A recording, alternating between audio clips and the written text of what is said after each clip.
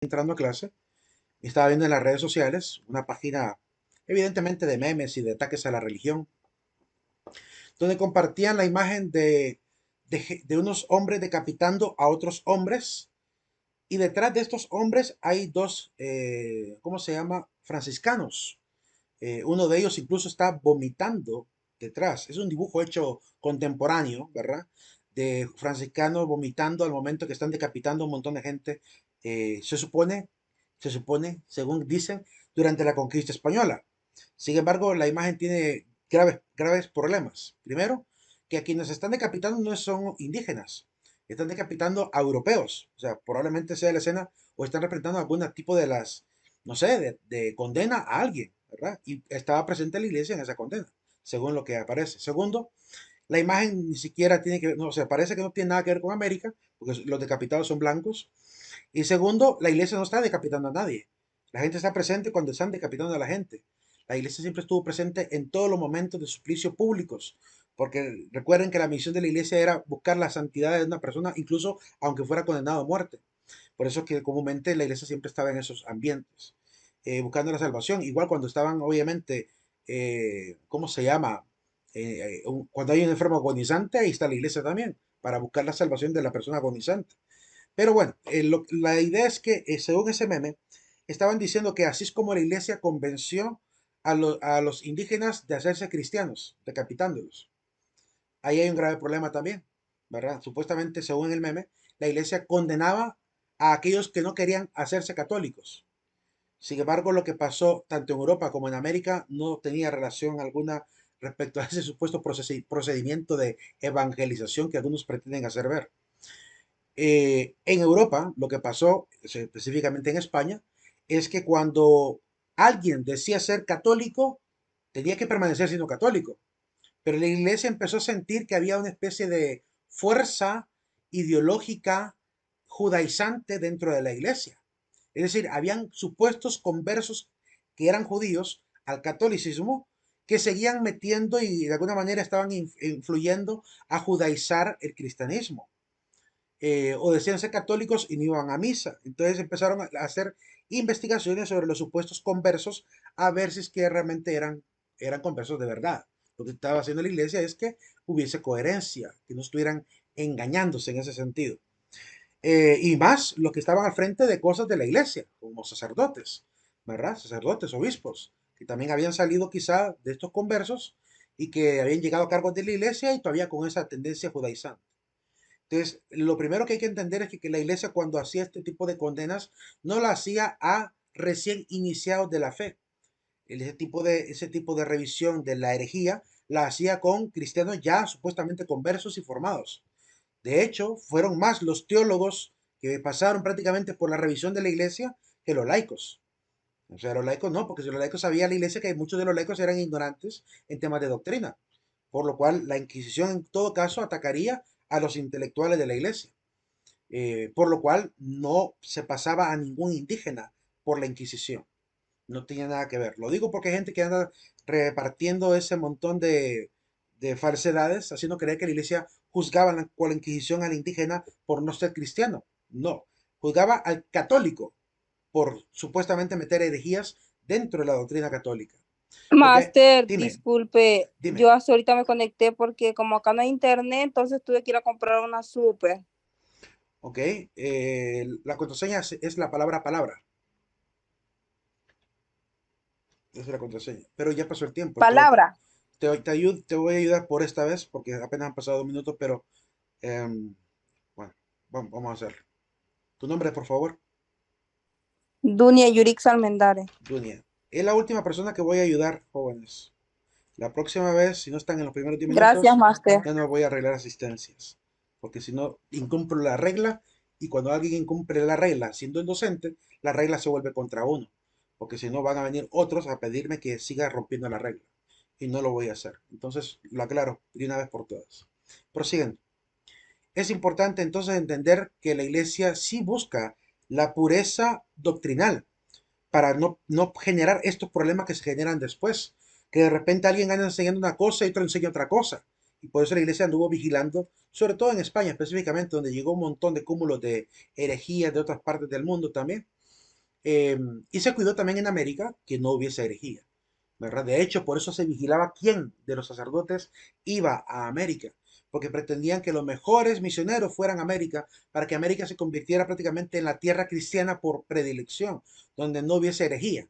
Y esa es la razón también por la cual no permitían fácilmente a los reyes católicos que se metieran protestantes a invadir las tierras de América. ¿Y eso va a generar un conflicto político? Sí, lo va a generar. Porque los gobiernos como Inglaterra tienen un gobierno de tipo protestante, son los anglicanos los que están ahí. Entonces este roce entre América y España, perdón, entre Inglaterra y España va a ser evidente. Pero esas son cuestiones históricas que han pasado, ¿verdad? Y que solo demuestran el interés de los católicos por mantener la pureza a nivel doctrinal. No se va a poder, ni en Europa ni en América. Desgraciadamente no se va a poder mantener esa unidad por mucho tiempo y aparecen un montón de sectas, herejías y iglesias hechas al antojo y al modo de cada uno de los fundadores. Como el caso de la iglesia de Inglaterra. La iglesia anglicana se hizo por el antojo del rey Enrique VIII, que decidió romper relaciones con la iglesia y por tanto hacer una iglesia a su modo, ¿verdad? Para que además le permitieran a él divorciarse por la iglesia y casarse otra vez por la iglesia, que eso es lo que él estaba peleando. El Papa no le quiso dar el permiso para volver a casarse por la iglesia y por eso se enojó. Entonces prácticamente expulsa a todos los que no querían estar prácticamente ahí, que querían ser fieles a la potestad del Papa, pues los expulsa y aquellos que se acomodaron al poder de Enrique, ¿verdad? Se quedaron ahí a ser la iglesia local de Inglaterra, hoy llamada Iglesia Anglicana. Pero la Iglesia Católica no podía dar el brazo a torcer en eso, porque el matrimonio para la fe cristiana es indisoluble. No hay divorcio en la Iglesia Católica. No hay divorcio porque es hasta que la muerte los separe. Y por tal motivo no se podían andar jugando así de casarse y divorciarse a cada rato como hacen los paganos del mundo. Pero los protestantes del norte no quisieron obedecer a esta orden del Papa, por lo cual siguieron al rey y se fueron a fundar una iglesia local de Inglaterra. Entonces, ese tipo de herejías son las que terminan, y que terminan generando cismas y divisiones, acomodando la doctrina al gusto y antojo del que quiera acomodarla y no siguiendo obviamente el orden de la verdad, que es lo que realmente la iglesia en ese momento quería defender. La verdad que Cristo reveló es que el matrimonio no se puede romper hasta que la muerte lo separe, porque ese es el deseo de Dios, que sean una sola carne. Y por tanto el matrimonio quedó santificado por las palabras de Jesús. Y no se puede mantener un matrimonio así como los paganos que se divorcian a cada rato. Y por esa pequeña falta de acuerdo entre el Papa y el rey miren lo que hizo, dividió a la iglesia en dos, ¿verdad? Entonces, el capricho de algunos ha perdurado y ha generado la división del mundo cristiano, ¿verdad? Y eso es lo que ha producido que en vez de que siga existiendo una sola iglesia como pasó por más de 1500 años, porque por más de 1500 años la iglesia cristiana solamente era una, solo existía la iglesia cristiana católica, no había más iglesias hasta que llega Martín Lutero y empieza a generar una supuesta revuelta, ¿verdad? Que le quieren llamar reforma, pero no hubo tal reforma. Las reformas ocurren dentro de la iglesia y Martín lo que hizo fue una especie de revuelta que terminó yéndose de la iglesia y generando una separación de la iglesia. Era sacerdote católico, pero al no seguir obviamente en obediencia, hizo las cosas como le dio la gana y se fundó una nueva iglesia, la primera iglesia protestante luterana. Entonces, ese es el problema. Cuando un cristiano no quiere seguir prácticamente en obediencia al tronco que es la iglesia, al magisterio que es la iglesia, termina generando división. ¿Verdad? La iglesia católica ha perdurado por 2000 años gracias a esta unidad en la fe y además en la obediencia, en el reconocer también la autoridad de los ministros, para que realmente no exista esta renuencia. Miren lo que pasa, por ejemplo, a nivel de las parroquias, a nivel de la iglesia católica.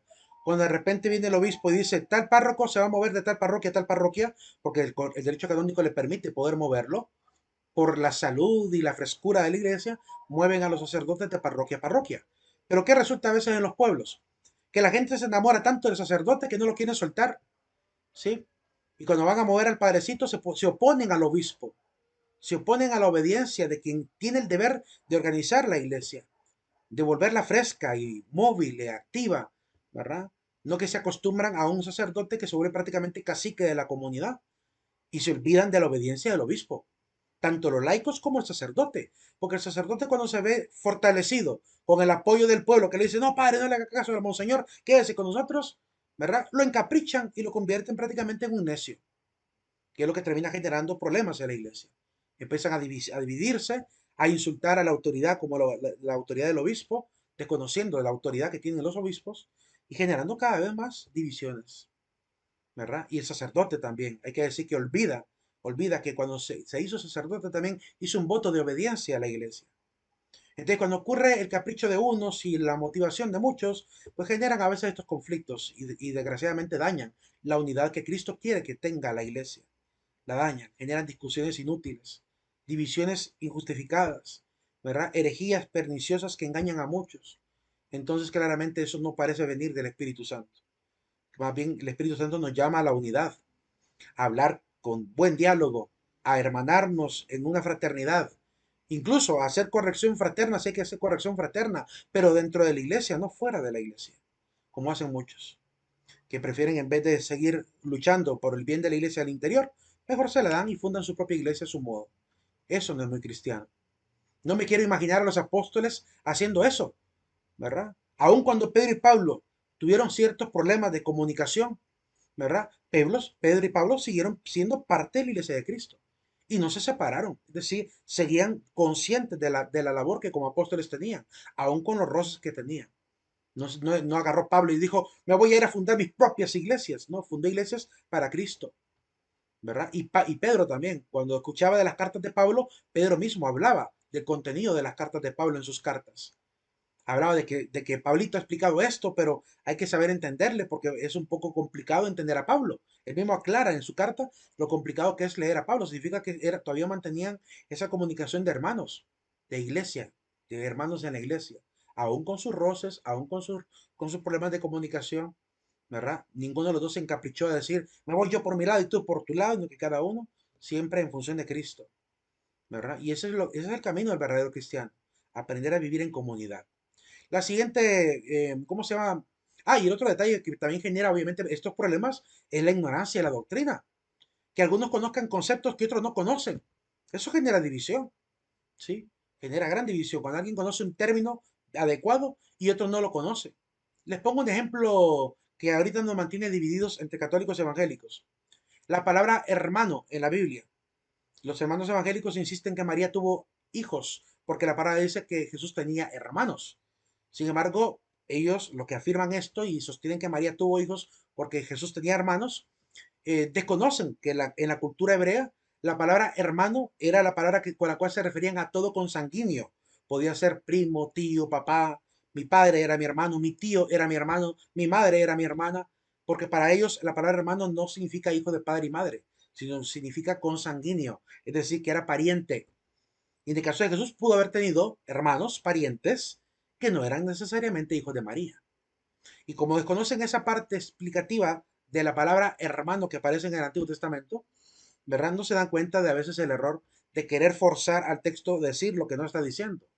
Si quisiera el texto decir que llegó María con sus hijos, habría dicho llegó María con sus hijos. Sin embargo, no dijo eso el texto. Dijo llegó María con los hermanos de Jesús. Con los hermanos de Jesús. Si fueran los hijos de María, habría dicho llegó María con sus hijos. ¿No habría sido más fácil? ¿Por qué enfatizar que son María y los hermanos y no decir María y los hijos y sus hijos? Porque realmente no eran hijos de María. Y cualquiera que lee el Antiguo Testamento y sobre todo, por ejemplo, conoce la relación de David con sus más de 200 hermanos, porque dice la Biblia que David tenía 200 hermanos, que eran sus amigos y parientes que incluso combatían en batalla con él. O cuando leemos, por ejemplo, que dice la Biblia que Abraham era el hermano del papá de Lot, es decir, era tío, era sobrino, por tanto, Lot de Abraham, era tío de Lot y Lot era su sobrino. Pero en otro momento, en Génesis también dice que Abraham le dijo a Lot, tú y yo somos hermanos, no podemos tratarnos mal porque somos hermanos. Entonces, ¿era tío o era hermano? Era ambas cosas, porque la consanguinidad de hermanos significa eso. ¿Cómo lo utilizamos hoy en día en cuestión de fe? Yo le llamo a mis hermanos en Cristo hermanos, a todos, aunque no seamos hijos de la misma mamá y papá, pero pues, en virtud de Cristo somos hermanos en la fe. Incluso los apóstoles llegaron a ser considerados hermanos del Señor. ¿Acaso no menciona entre el listado de los supuestos hermanos de Cristo, no menciona a Santiago y Juan? ¿Y Santiago y Juan quiénes eran?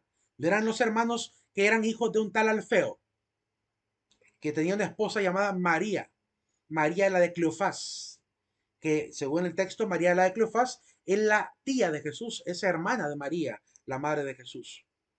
Cualquiera que logra entender la palabra se da cuenta que están emparentados, sí, sí, pero no necesariamente son hijos de María, ¿verdad? Que la palabra no va a ser mentirosa.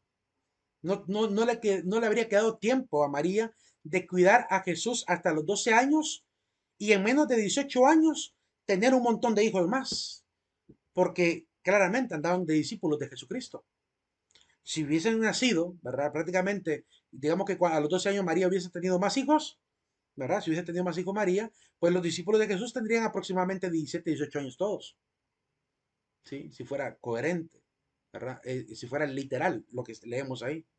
No sería muy lógico que en tan poco tiempo tuviera tanta cantidad de hijos, porque mencionan 4 hermanos varones y un montón de hembras. ¿En qué tiempo María tuvo ese montón de hijos? ¿Sí? Es cuestión de lógica, es cuestión de sentido común, pero a veces la gente no le pone ni sentido común ni lógica y mucho menos investiga el significado de estos términos bíblicos. Por eso generamos división, porque algunos comprendemos las cosas como se enseña en la historia y en la lengua original y otros nunca siquiera se han interrogado si podría significar algo diferente. Entonces, qué importante es no tener ignorancia de la doctrina para lograr la unidad. Eso es lo que gracias a Dios, y como dice la misma palabra, la verdad nos hará libres, pues realmente la palabra de Dios es verdadera. Y poco a poco, tanto judíos como cristianos católicos, hemos llegado ya a un punto casi de cercanía. Y eso a mí me alegra mucho, ¿verdad? Me alegra mucho ver hermanos que ya están dándose dándose, ¿cómo se puede decir?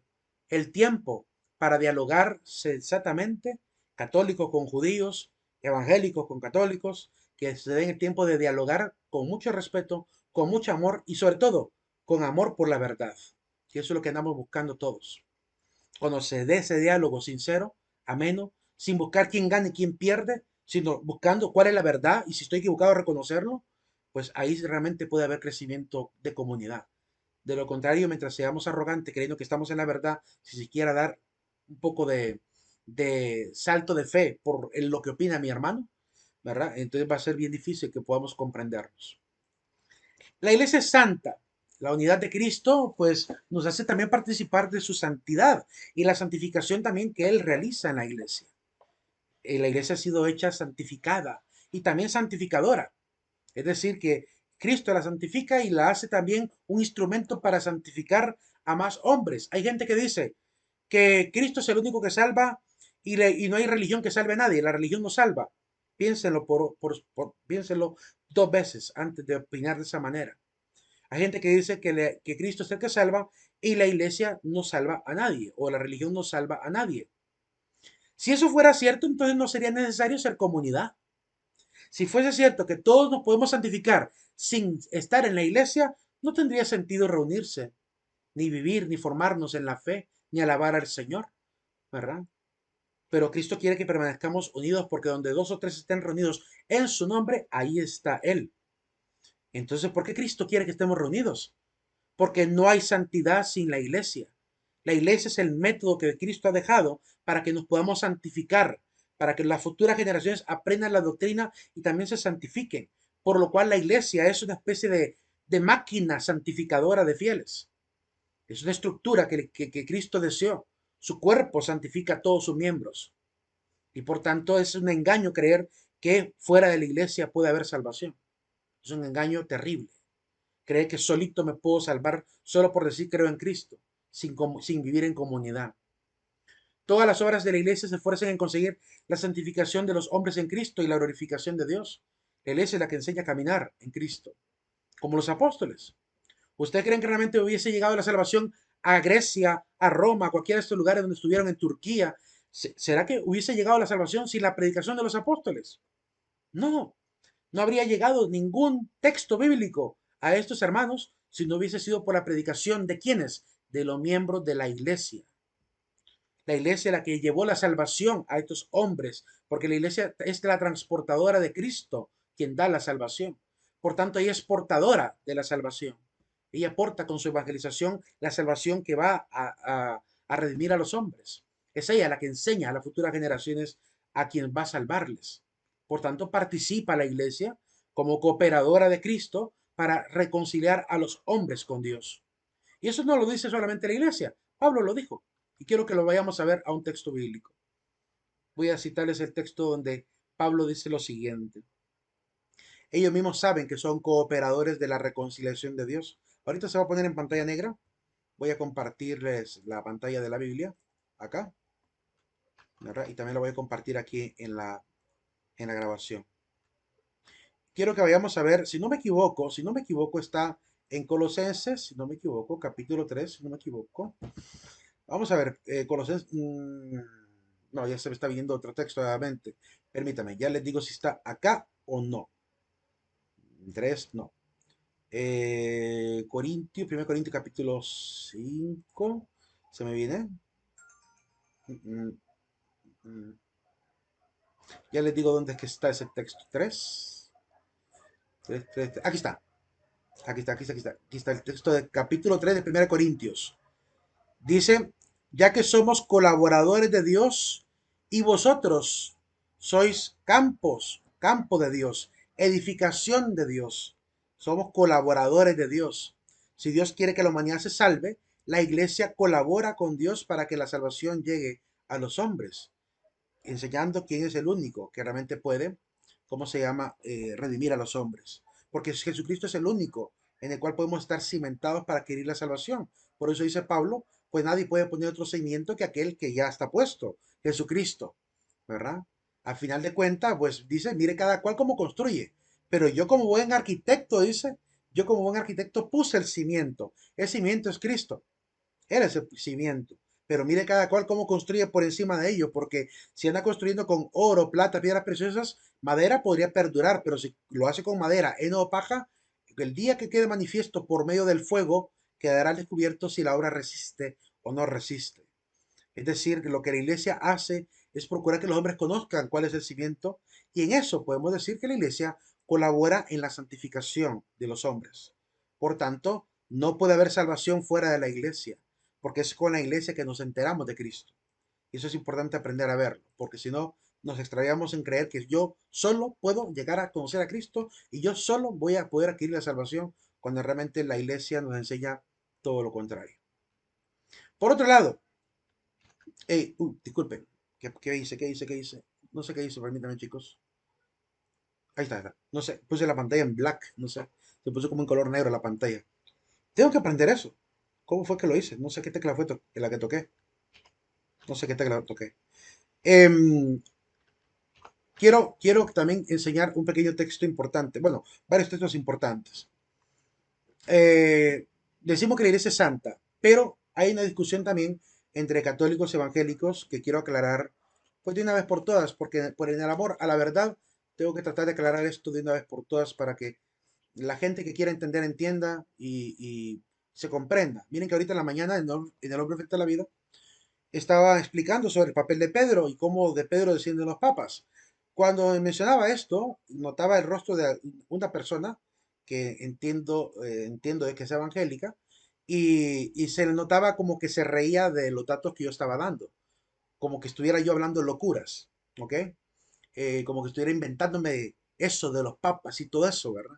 Entonces notaba la sonrisita un poco hipócrita de la hermanita, ¿verdad? Riéndose de los datos que yo daba en clase, y lo notaba yo. Notaba que cada vez que mencionaba la palabra papa y de los descendientes de los papas, ella volteaba, ella miraba y se sonreía como que le daba gracia todo lo que yo supuestamente me estaba sacando de la manga o inventando. Pero cambió un poco la actitud de ella cuando les digo, bueno, si quieren vamos a ver, les digo, el primer papa después de Pedro va a ser San Lino, mencionado en la palabra de Dios. Lino es mencionado como colaborador de Pablo. Y de este Lino dice la misma historia de la iglesia posteriormente, que a este eligieron después de Pedro para que ocupara el puesto de Pedro. Entonces les digo, hemos tenido alrededor de 266 papas desde Pedro hasta nuestros días. Y le llamamos papa por la forma cariñosa, ¿ok? De considerarle padre en la fe. Eh, y entonces cambió el rostro de ella primero cuando presenta el texto donde aparece el nombre de Lino, que está en la palabra de Dios. Ahí como que le quedó un poquito más claro que no es un personaje inventado. Segundo, le enseño también el texto donde Pablo se alude de que eres padre de Timoteo. Yo soy, le dice Timoteo, tú eres mi hijo en la fe. Le enseñé no uno, sino dos textos donde Pablo reconoce que él es padre en la fe de Timoteo, sin ser padre consanguíneo, para aclarar por qué ocupamos la palabra padre en la iglesia. Le cambió un poco más el rostro. Y después que les dije que después de Lino vino Sixto, Clemente, Evaristo, Cipriano, Macedonio, etcétera, hasta Anacleto, ¿verdad? Los primeros 10 papas, y que cada papa ha venido después uno de otro, pues les digo, vamos a averiguar, si quieren podemos buscar en páginas católicas. Cuando dije páginas católicas, otra vez la sonrisita de esta hermanita. Pero dije, cuando vi que hizo esto, dije yo, no, no voy a ir a una página católica. Si quieren, preguntémosle a ChatGPT, que él ahorita conoce muchas cosas del mundo entero. Preguntémosle quiénes son los primeros 10 papas. Y me dio los primeros 10 papas con fecha y nombre, exactamente como está en la página de Así Prensa, ¿verdad? Exactamente, con los mismos datos. Quién es el primero, segundo y de qué año estuvo gobernando como príncipe de los apóstoles. Porque Pedro es el príncipe de los apóstoles. Cuando decimos que Pedro es príncipe de los apóstoles, significa que él es el primero entre los apóstoles. Príncipe significa principal, aquel que está primero antes que todos. Aunque son todos príncipes de la iglesia, él es el primero entre iguales. Y por tanto, pues todos los descendientes del principado de Pedro también participan de este primer lugar en la iglesia, ¿verdad? Hasta el día de hoy se le llama así, ¿verdad? A los obispos se le llama príncipes de la iglesia porque son los principales, ¿verdad? Miembros que dirigen, organizan y mantienen a la iglesia unida en el mundo entero. Entonces, cuando vimos ahí el listado, como que ya le cambió completamente el rostro, porque se dio cuenta que no tuve necesidad de presentar una página católica para mostrarle que, según la historia, esos son los primeros 10 papas, ¿verdad? Y no quise enseñar más. Pero es importante entender, ¿verdad? Que la iglesia no surgió de la noche a la mañana, ¿verdad? Que tiene un proceso completo. No todos los papas son nombrados santos, uno que otro es nombrado santo. Y no todos los cristianos católicos en el mundo entero son nombrados santos, uno que otro merece el título de santo. Pero sí es cierto que en la primera comunidad, a la mayoría de los miembros, incluso a toda la comunidad, San Pablo se le llamaba santos, ¿verdad? ¿Qué significa la palabra santo? Pregunto, ¿ya les expliqué qué significa la palabra santo? ¿Alguien que lo recuerde? ¿Sí o no? ¿Ya les expliqué qué significa la palabra santo? ¿Alguien lo recuerda o no? Si no, lo vemos ahorita. Quiero que entendamos esto porque es importante entender qué significa la santidad. Porque estamos hablando aquí de que Cristo santifica, que la iglesia es santificadora y que la santificación de los hombres en Cristo es para la gloria de Dios, ¿verdad? Es decir, hablamos de la palabra santo mucho, mucho en este texto, en esta diapositiva, pero ¿estamos claros realmente a qué nos referimos con ser santo? ¿Alguien que sepa qué es un santo? Hablemos de la comunidad de los fieles como comunión de los santos. Miren que la Iglesia Católica tiene un montón de santos, ¿verdad? Enumerados. Y hay muchos otros millones sin enumerar. O sea que hay millones de santos en la iglesia que pasaron al olvido porque nadie obviamente hizo un proceso de reconocimiento público, pero mucha gente se ganó la santidad seguramente. Es decir, no es necesario que la iglesia diga solemnemente tal persona es santa. Ante Dios pueden haber sido santos, aunque no fueron evidentes para la iglesia. Pero quizá en su silencio, en su intimidad, vivían en santidad con Dios. Por eso creemos que pueden haber muchísimos millones de santos en 2000 años de historia. ¿Verdad? Por lo menos, bueno, más, porque hay que considerar también los santos del Antiguo Testamento, ¿verdad? Santos como San Elías, como San Isaías, ¿verdad? Como San Moisés, ¿verdad? ¿Cómo se llama? San David, aunque David en último tiempo se santificaría, ¿verdad? En su juventud por un tiempo se perdió. Bien, hablemos un poquito de la comunión de los santos. Expliquemos qué significa santo, porque hay hermanitos que toman el texto de Apocalipsis y dicen, pero ¿por qué la iglesia le llama al Papa Santo Padre si santo solamente Dios? ¿Por qué la iglesia dice San Francisco, Santa Clara, Santa Inés, si solamente Santo Dios, la palabra misma lo dice? Y es que ellos agarran un texto del libro de Apocalipsis 15:4, donde dice lo siguiente, ¿quién no temerá, Señor, y no glorificará tu nombre? Porque solo tú eres santo, y todas las naciones vendrán y se postrarán ante ti, porque han quedado de manifiesto tus justos designios. Entonces, ante esa situación, dicen, dice claramente ahí, porque solo tú eres santo. Entonces, por eso toman ese pedacito de texto, lo sacan de contexto, se olvidan del resto de textos bíblicos y empiezan a mantenerlo como que fuera un mandamiento de Dios. Solo Dios puede ser llamado santo. ¿Ok? Listo. Si solo este texto estuviese en toda la Biblia y solo este texto hablara de santo, le daría la razón. ¿Ok? Pero dado que tenemos toda la Biblia, ¿verdad? Y hay que ver toda la Biblia para poder juzgar un texto dentro del contexto bíblico, entonces hay que hacer un pequeño repaso y lectura de otros detalles porque realmente si no, nos perdemos. ¿verdad? Si yo agarro este texto literal, cualquiera se pierde. Dice, está equivocada la Iglesia Católica cuando dice que hay santos y que el Papa es santo, todos santos. Veamos a qué texto me refiero que hay que considerar también para poder hablar de santidad. Ser cuerpo, Disculpe, dime, Lick, tengo una duda. dime, te escucho. Ah, el examen siempre va a ser al final de la hora, Sí, a las ¿verdad? 8, sí, sí. Si en dado caso no puedo porque no tengo mucha carga y acá no hay luz todavía, ¿cómo vamos a hacer para reponer el examen? Primero esperemos que llegue la hora para tomar una decisión. Porque si viniera la luz a las 6 de la tarde o a las 7 de la noche, puedes cargar tu teléfono. No puedo darte una decisión si no han pasado ni siquiera las 2 horas antes del examen. Hay que esperar en el último momento. Si en el último momento no tienes energía, pues ahí obviamente vamos a tener que posponer el examen en este caso, para los que no tengan energía. Como les digo, me gusta que constatemos los hechos y no que hagamos suposiciones de lo que venga a futuro, porque no sabemos el futuro. Entonces, no sabemos si la luz va a venir y vas a poder cargar tu dispositivo y hacer tranquilamente el examen. Entonces, por eso no comamos ansias, esperemos el momento y ahí decidimos, ¿verdad? En ese caso. En todo caso, vayan guardando respaldo, como les pido, de si tienen todavía energía o no ha venido, ¿verdad?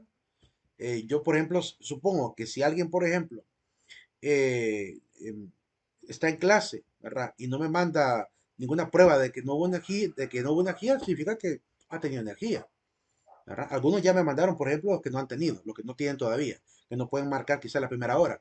Aún yo me pongo a pensar en lo siguiente, eh, y por eso pido la prueba, porque miren lo que pasa. Me dicen, no tengo energía, ¿verdad? Me mandan el video completo, o sea, tuvieron el internet para mandar el video, pero no para estar en la primera hora de clase. ¿Ok? Entonces, es claro que algunos no se dan ni cuenta de lo que están haciendo. Que me están mandando pruebas de que no tienen energía, con buen internet para mandar un video incluso, ¿verdad? Y pudiendo estar en la clase, no quieren estar. Sino que simplemente mandan el video y no van a clase, aunque tengan carga para estar en la clase. Y carga suficiente hasta para mandar videos por internet. Entonces, por eso pido las pruebas y todo esto, ¿verdad? Para que quede claro realmente quién podía tener y quién no. Incluso cuando me mandan el Máster, video, yo puedo ver incluso la hora y puedo ver cómo estuvo la carga de la batería en ese momento. Por eso les pido que sea con video, ¿verdad? Para demostrar realmente que hay o no hay energía. O si hay una falla de internet, captura en pantalla y me la manda, ¿verdad? Manden captura de pantalla lo que está pasando en su dispositivo. Cualquier cosa, es que tiene que ser íntegra la situación para que caminemos en la verdad y que la verdad lo libere de responsabilidades a ustedes y a mí. Dime, máster, yo no tengo energía, pero sí estoy conectada, entonces siempre ¿ok? le tengo que mandar el video para cuando se me apague el Sí, dispositivo. por prudente, exactamente, sí. Por esa prudencia, manda el video. Bien, prosiguiendo. Entonces, esperemos hasta que llegue el momento a ver qué tal, ¿verdad? ¿Qué tal que pone la energía? No sabemos. Decía San Niceta de Remesiana en un libro llamado Instructio ad Competentes. ¿Qué es la iglesia sino la asamblea de todos los santos? También el Catecismo de la Iglesia Católica dice, la expresión comunión de todos los santos o de los santos tiene pues dos significados estrechamente relacionados. Comunión en las cosas santas y comunión entre las personas santas. ¿Verdad? Comunión en las cosas santas significa que todo lo que hacemos, mandamientos, sacramentos, todas las cosas santas que se viven en la iglesia, tienen una función de mantenernos en la comunión. Pero también los miembros de la iglesia también somos santos, ¿verdad? Compartimos la santidad. Ahora bien, aquí es donde voy a ir aclarando poco a poco el término santo para que estemos cada vez más claros. ¿Qué significa entonces ser santo? Entendamos primero la palabra santidad desde el punto de vista etimológico. En el Antiguo Testamento la palabra santo se aparece como la palabra kadosh. En este caso contiene pues cuatro simples letras. ¿Verdad? La letra primera que aparece del lado, permítame que no puedo mover el mouse. ¿Qué pasa con el mouse? Ahí está. Quiero ver si puedo ampliar esto. Si puedo. Aquí en la palabra kadosh se lee de derecha a izquierda. Es decir, desde esa forma que parece como que fuera una letra P hacia aquella que parece un tridente. Entonces, la primera, que es una letra, ¿verdad? Kof, en la letra Kof, tiene sonido como de K, ¿verdad? Esa es la primera consonante. La segunda es una letra que parece un 7, pero en realidad es una letra D, una Dalet, y es una letra D dentro del alefato hebreo. La tercera letra es la letra Bau, que tiene un sonido, si tiene un punto en la parte de arriba, tiene un sonido de O. Por eso ahí dice Kado, Kado. Y la última es una letra Sin o Shin, dependiendo si tiene un punto al lado derecho o al lado izquierdo. En este caso no hay puntos por ningún lado porque en el hebreo contemporáneo no se escribe puntos. Se le ayuda a los niños a poner puntitos o guiones para darle sonido a las letras que se llaman nikud o nekudot, pero en este caso solo ocupan las consonantes. Sabemos que ahí dice kadosh, ¿verdad? Aunque no tenga los puntitos para determinar qué vocal es la que va entre cada consonante. La palabra kadosh es la palabra que aparece en el Antiguo Testamento. El Levítico 11:4. ¿Qué dice Levítico? Dice el texto, porque yo soy Yahvé vuestro Dios, santificaos y sed santos, pues yo soy santo. Santificaos y sed santos, pues yo soy santo. Ahí pareciera que Dios está hablando de una cualidad personal, ¿verdad? Yo soy santo, pues ustedes también santifíquense, sean santos también. Ahora, santo aquí significaría, la palabra de la cual proviene Kadosh, es la palabra que se lee Kadash. La palabra Kadash. Aquí voy a explicar un poquito el hebreo. Aquí sigue apareciendo la letra, que parece una letra P, con un 7 y una raya recta hacia abajo. Esa que parece que fuera una letra como 7 con una raya a la par, es una letra Kof, como he dicho. Debajo tiene, ahora sí tiene guiones, ese guión que parece una letra T, esa se llama la letra Kamatz. Esa letra Kamatz se lee como que fuera una A. La siguiente letra, que es una letra que parece una letra L invertida, es la letra, quiero ver si lo puedo señalar acá, permítame. Es que este mouse me está moviendo acá. Ahí está. Quiero ver si puedo señalar. Ahora sí, voy a señalar mejor con esto. Ok, esta letra, la que está acá, voy a poner una rayita. Esta letra es la letra Kof, que incluye, ¿verdad? Tanto esta forma de 7 como esta rayita que está acá. Esa es una letra Kof, es una sola letra, las dos palitos. Y esta es la que tiene un sonido de A. Entonces ahí se dice K. Luego la siguiente letra que parece una letra L invertida, la letra Dalet. El guión que está abajo también se lee como una A más corta. Entonces se llama letra Pataj, se llama esa letra. Entonces ahí dice Kadá. Y la última letra, que parece que fuera una especie de Y invertida, ¿verdad? O un tridente, leamos yo también. Esa letra es la letra Shin. Y se le llama Shin porque tiene un punto en la derecha que da ese sonido como de SH inglesa. Shin, como la palabra wash, de lavar. Entonces, o washing, de lavando. Y entonces sonaría como Kadash. Kadash, ¿qué significa? Dijimos acá, significa limpio, significa algo puro, ¿ok? Y de esa palabra Kadash viene la palabra Kadosh, que aparecerá aquí abajo también. Vamos a ver, esta pantalla no puedo quitarla, permítame un segundito. Un segundo, también acá, permítame.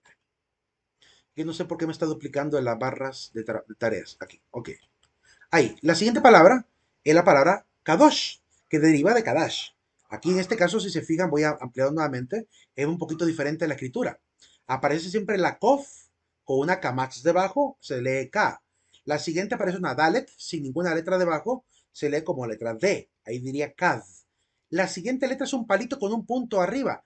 Ese palito es una Vau, se lee como o letra O, en este caso porque tiene un punto arriba, entonces ahí diría Kado. Y la última es la Shin. Entonces dice Kadosh. Kadash, Kadosh.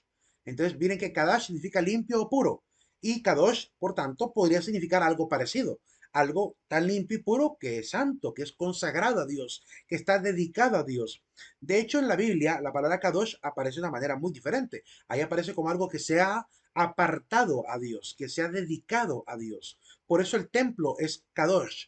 Los vasos sagrados son Kadosh, ¿verdad? Es decir, son santos. ¿Verdad? Y la persona que se consagra a Dios, también que se dedica a Dios y vive en devoción de Dios, también es santa. Aquel que cumple los mandamientos y cree en Cristo Jesús es un santo. Por lo cual entendamos ese término para que salgamos de una vez por todas de la duda de si pueden haber o no santos. Claro que pueden haber. Es algo que se ha apartado para algo sagrado. Y yo, por ejemplo, me aparto de la incontaminación del mundo, me aparto de la contaminación del mundo para permanecer inmaculado ante Dios por el amor de Cristo. Por lo cual me mantengo y trato de luchar por mantenerme santo. Cuesta, claro que cuesta. Nadie dice que es fácil. Los mismos apóstoles dudaron y tambalearon y cayeron, como Pedrito, que ahí estuvo 3 años formándose con el maestro y en último momento lo estuvo prácticamente negando hasta con maldición. ¿Verdad? Claramente que cuesta seguir a Cristo. Nadie ha dicho que es fácil. Pero la meta es vivir en santidad. La meta es alcanzar la santidad plena. Y para alcanzar la santidad plena hay que estar en el reino de los cielos. ¿Y cómo alcanzamos la santidad plena? Viviendo santamente cada día. Entonces, por eso tenemos que apartarnos de las cosas del mundo, de la contaminación, para realmente estar libres en Cristo. Podemos ver algunos textos importantes también del Antiguo Testamento. Daniel 3:87. Santos y humildes de corazón, bendecid al Señor, cantadle, exaltadle eternamente. Claramente la comunidad puede, como santos y humildes, alabar al Señor. En Levítico 21, los sacerdotes no se raparán la cabeza, ni se cortarán los bordes de la barba, ni se harán incisiones en su cuerpo. ¿Por qué? Porque santos han de ser para su Dios. Es decir, puros, ¿verdad? No contaminados con las cosas del mundo. No andas ahí haciendo tatuajes o cosas de pintándose la barba, poniendo aretes por todos lados, como hace la gente del mundo. Esa es la razón por la cual la iglesia a veces se opone a los tatuajes. No porque sea pecado. El tatuaje, si no tiene un contenido maligno, no puede ser considerado pecado. Pero sí se puede considerar un tipo de moda que no es lo suficientemente pura. Es decir, no es una moda tampoco agradable, ¿verdad? Manchar el cuerpo, que es templo del Espíritu Santo, ¿verdad? ¿Quién puede realmente arruinar el espíritu, el cuerpo que es el templo del Espíritu Santo, ¿verdad? Poniéndole calcomanías por todos lados. Eso es como tener un hermoso automóvil y empezar a ponerle calcomanías de Pizza Hut encima. O sea, ¿quién va a querer ponerle publicidad o cosas extrañas a algo tan bonito como un buen automóvil? Pues esa es la analogía que mucha gente hace para decir que no hace falta poner un tatuaje al cuerpo. Sin embargo, no por eso significa que la gente que se ha tatuado ha hecho algo extremadamente malo. Tampoco. No se puede considerar como un pecado. Sobre todo porque hay gente que, por ejemplo, se tatúa en el cuerpo quizá la firma de su papá. Como una amiga mía que se puso la firma de su papá. Su papá murió y se quiso poner la firma de él, que aparece en los documentos que él firmaba, en su propia piel. Porque él quiere ser prácticamente, dejar la huella de que ella también fue escrita, ¿verdad? Con su puño y letra del padre, ¿verdad? Entonces quiere decir, yo le pertenezco a mi papá. Soy su sello, por tanto está firmado por él. Entonces es una forma de amor con la cual se expresan obviamente este cariño por su padre. O hay veces incluso en el mundo cristiano también hay gente que ama tanto a Cristo, que ama tanto a María o a un santo, que se dibujan en el cuerpo, ¿verdad? La imagen que simboliza a Jesucristo o a su madre o a cualquiera de los ángeles incluso. O cómo se llama, incluso en la época primitiva hubo etnias cristianas, ¿verdad? Que se tatuaban la cruz en la frente para simbolizar su pertenencia a Cristo. Entonces no podemos satanizar el tatuaje porque claramente no es que esté extremadamente malo. En el mundo antiguo, en Levítico, sí hay una prohibición contra el hecho de hacerse tatuajes, marcas en la piel. ¿Por qué? Porque en la antigüedad la gente lo hacía, los hombres se tatuaban rayitas en la piel a partir de la cantidad de muertos que tenían. Es decir, lo hacían por los muertos. Pues si había matado a 5, me tatuaba 5 marcas en mi piel. Entonces, esos tatuajes aparecieron por eso, en esa antigüedad. Lee, Pero hoy en día disculpe, nadie lo hace por ese sentido. Dime. ¿lo puedes repetir una vez más? Es que quiero grabarlo, es porque hay ciertas personas que piensan que es un pecado realmente, entonces sí, me gustaría grabar eso. Es que mira, lo que puedo recordar, el, el padre Pedro Arrupe, perdón, el padre Pedro del canal EWTN le hicieron la consulta. Padre, ¿es pecado el tatuaje? Y dice, tenemos que entender que el tatuaje como tal, no puede ser considerado como un pecado. Lo que hay que revisar es la intención por la cual alguien se hace un tatuaje. Si tu intención para hacerte un tatuaje es desobedecer a tus padres, ahí es donde está el pecado, porque lo haces en desobediencia a tus padres. Peca contra el cuarto mandamiento de la ley de Dios. Si lo que te tatúas es un mensaje grotesco que incentiva la cultura de la muerte, ahí sí está el pecado, porque estás promoviendo la muerte con tu cuerpo. Pero si de repente lo que te tatúas, digamos, no sé, es el rostro de Cristo, es el nombre de tu mamá, el nombre de tu papá, de un pariente, es una florcita, una mariposita bonita, un pajarito, eso no puede ser considerado pecado. Porque para que haya pecado tiene que haber una intención malvada, ¿verdad? Y en este caso no hay un acto de maldad. ¿Por qué? Porque simplemente es un acto de decorar el cuerpo, que practican muchísimas culturas en la tierra y sin ningún tipo de malicia. Entendamos que el tatuaje por sí mismo no puede ser considerado pecado. Lo que es pecado es la intención que puede estar detrás de uno de los tatuajes. Y les decía incluso que hubo etnias cristianas que tenían incluso marcada en la frente la cruz. El mismo Papa Francisco fue el que puso el ejemplo de esta etnia que se tatuaba la cruz en la frente como símbolo del amor por Cristo. Hay que entender eso, incluso en las manos, se ponía la crucita en las manos también, se tatúan, así como hacen los hindúes hoy en día, las mujeres que se tatúan de flores las manos, ¿verdad? Y sobre todo cuando se van a casar, se decoran la piel con tatuajes temporales, ¿verdad? Es una forma de belleza, es una forma estética que mucha gente ama. Yo creo que hoy en día, como tenemos la tecnología de tatuajes que se pueden borrar, yo recomendaría, si alguien quiere usar un tatuaje, si alguien lo quiere hacer, que eso lo haga temporal. Porque llega un momento en la vida en que nos aburrimos de lo que andamos en el cuerpo y después no lo vamos a poder borrar sin quemar la piel. Y ese dolor hay que evitarlo. Hoy en día hay tintas que se borran con el tiempo, duran 2 meses perfectamente un tatuaje, sin dañar la piel, sin contaminantes como el plomo, que pueden provocar problemas de salud. Entonces hay que ser sensatos y utilizar la tecnología que hay hoy en día para usar estas cuestiones estéticas, ¿verdad? Me dice que antes las mujeres para poder desteñirse el pelo se echaban peróxido. Se ponían peróxido y todavía algunas mujeres lo siguen haciendo y dañaban de raíz el cabello. Después quedaban ahí calvas las pobres. Desde los años 40 en adelante las mujeres empezaron a usar peróxido. Hoy en día hay otros métodos de tintes que no dañan tanto el cabello. Es cuestión de ser inteligentes con el uso de las modas y no dejarse llevar por esto. Entendamos en todo caso, y esto lo decía también el padre, que antes de ponerse un tatuaje hay que pensar también que nuestro cuerpo pertenece al Espíritu Santo. Entonces, evitar ponerse cosas indignas en el cuerpo. Pero el mismo cuidado que hay que tener de no marcar el cuerpo, también tenemos que tenerlo todos, incluso hasta los gorditos, de no andar enfermándonos engordando, porque alguien que se engorda, como yo, que estoy gordo, ¿verdad? También no estoy tratando bien a mi cuerpo, no lo he tratado bien, he sido imprudente comiendo de más. Y por tanto, también eso puede haber sido en algún momento un pecado mío, el pecado de la gula, el pecado de haber comido de más, cuando de repente no tenía necesidad. Así que todos tenemos de alguna manera momentos en los cuales podemos llegar a pecar de diversas maneras. Entonces dejemos de satanizar una cosa y dejar de ver lo otro. Porque puede ser que alguien quizás nunca ha usado tatuaje, pero se está, diría, una palabra muy fuerte, pero que da a acabar en el clavo, se está hartando del hermano a puro chisme. Entonces, ¿de qué sirve no andar el cuerpo todo limpio si el espíritu lo andamos todo lleno de hiel, de amargura, de odio, de riña? Entonces no tiene sentido mantener la pureza exterior cuando en el interior estamos podridos, ¿verdad? Entonces yo preferiría mil veces estar gordo por fuera pero limpio por dentro a el hecho de estar realmente bien podrido por dentro. Entonces tenemos que revisar esa parte del pecado interior, que eso Lo- también es importante más que lo- lo exterior. los Dime. evangélicos, por ejemplo, dicen que es un pecado Sí, tatuarse, ya puede ser por cualquier cosa, sea una cruz o sea lo que sea. Dice que el cuerpo es templo de Dios y que no podemos mancharlo ni... Bueno, ellos prohíben muchas cosas, la pintura, las mujeres no pueden usar pantalones. sí, Entonces, es que lo hacen por esto. es bien difícil como enfocarse en una... Lo hacen por esto, porque aparece en la Biblia, no haréis incisiones en vuestra carne por los muertos. Pero ojo, incisiones no es lo mismo, no siempre lo mismo que un tatuaje. Normalmente a veces las incisiones puede ser un cortes, como hacen los en las culturas del África. En el África mucha gente se corta la piel para hacerse escarigrafía, que son tatuajes a pura carne, es decir, que se hacen bultos en la piel, ¿verdad? Marcándose con cuchillo, rayándose la cara para que la cara se le decore a puros cortes de piel.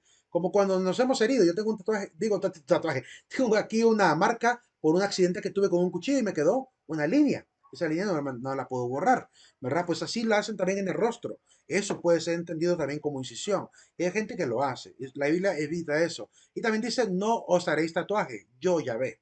Okay, Dios manda a que no se hagan tatuajes. Por lo cual, habría que ver realmente el contexto de esta prohibición. ¿Verdad? Dios no lo prohíbe simple y sencillamente porque sea malo el tatuaje, sino por lo que significaba en la antigüedad.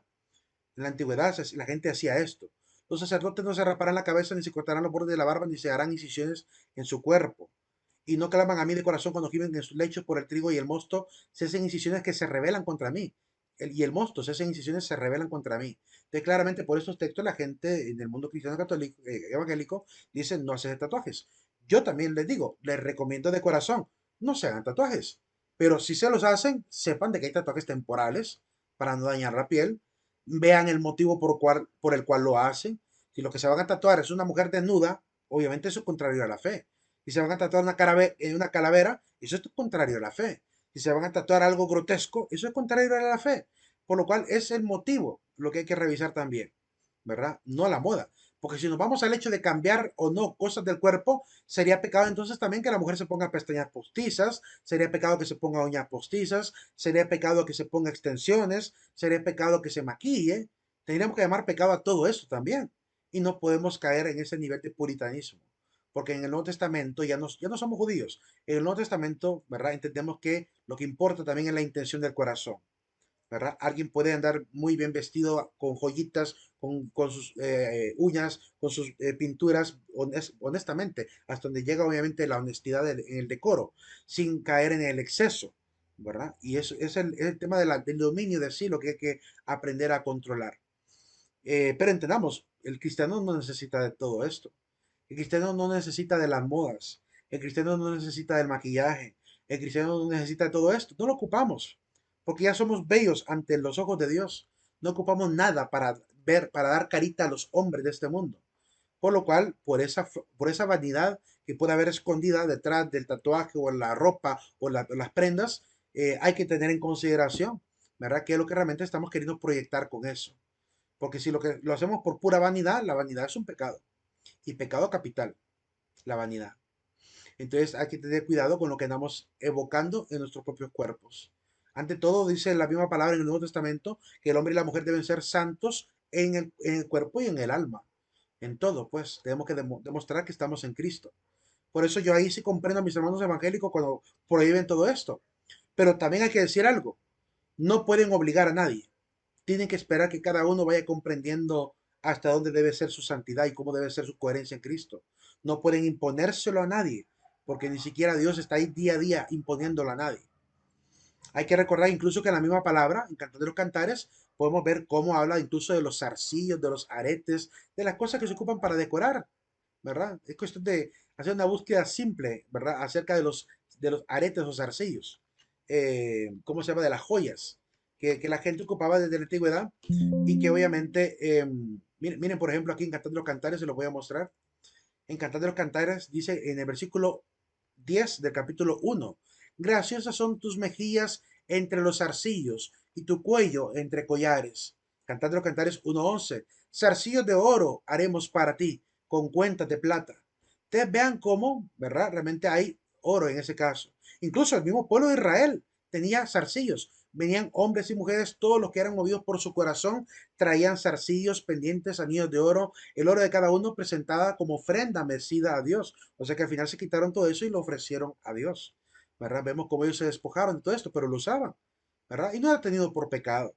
No era tenido por pecado, la gente lo usaba comúnmente. ¿Verdad? Hasta el día de hoy, muchos israelitas y judíos ocupan joyas y prendas de vestir. Entonces no podemos caer en ese puritanismo exagerado, porque también eso nos puede enfermar en la fe y apartar a los que son infieles del camino de la conversión. Porque si, por ejemplo, a mi iglesia no permito que las mujeres no vayan con la falda hasta el tobillo, no va a entrar jamás nunca alguien que esté por convertirse. Porque sabe que primero tiene que llenar el requisito de la falda, porque si no, no puede entrar a la iglesia. ¿Cómo van a entrar los infieles a la iglesia? ¿Cómo se van a ver, tener la curiosidad de entrar si Li- desde que entran les ponemos un muro diciéndoles no puede entrar porque no está bien vestido? ¿Verdad? Entonces, obviamente eso atrasa el proceso evangelizador. La Iglesia Católica, por ejemplo, tiene las puertas de par en par. Obviamente no vamos a permitir que nadie entre desnudo a la iglesia, pero tampoco se le pone un pero. Si alguien llega de repente en short o llega de repente en falda, no se le pone ningún pero. Cada quien sabe qué tan cerca o lejos está del Señor y Dios mismo va a ir actuando en esas personas y les va a ir haciendo reconocer hasta dónde deben mantenerse santos en cuerpo y alma. Dime. Una disculpa la interrupción. ¿Cuál es la palabra de la asistencia? Ah, sí, ahorita, permítame, cierto. Disculpe, jóvenes, permítame un segundito. Faltan 8 minutos, tranquilos. Ya le doy la palabra. Permítame un segundito. Es que se me había olvidado. Bueno, ahorita ya pasó esto, pero igual. Vamos a darle acá. Voy a poner la de las 6, 7 y 8.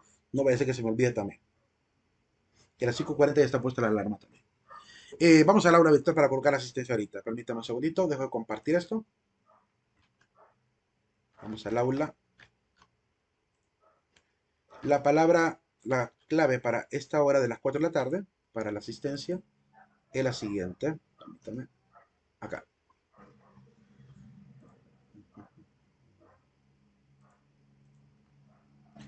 4 de la tarde. Es la palabra verbo.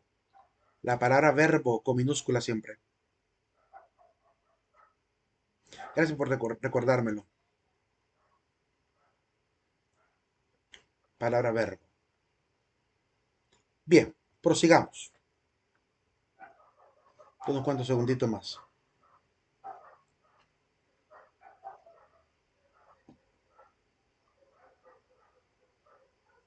Bien, voy a continuar compartiendo. Ahora, veamos otros textos importantes también sobre las... Dime, ¿Me puede ayudar con la asistencia? Es que no la puedo poner. ¿por qué no puedes ponerla? Explícame el motivo. ¿Qué Me es lo- sale el signo de interrogación y no puedo abrirla. Es que tienes que ver la hora exacta. Busca la hora exacta, porque no tendría por qué 4 aparecerte y 10, 15 de junio. 15 de junio, 4 y 10.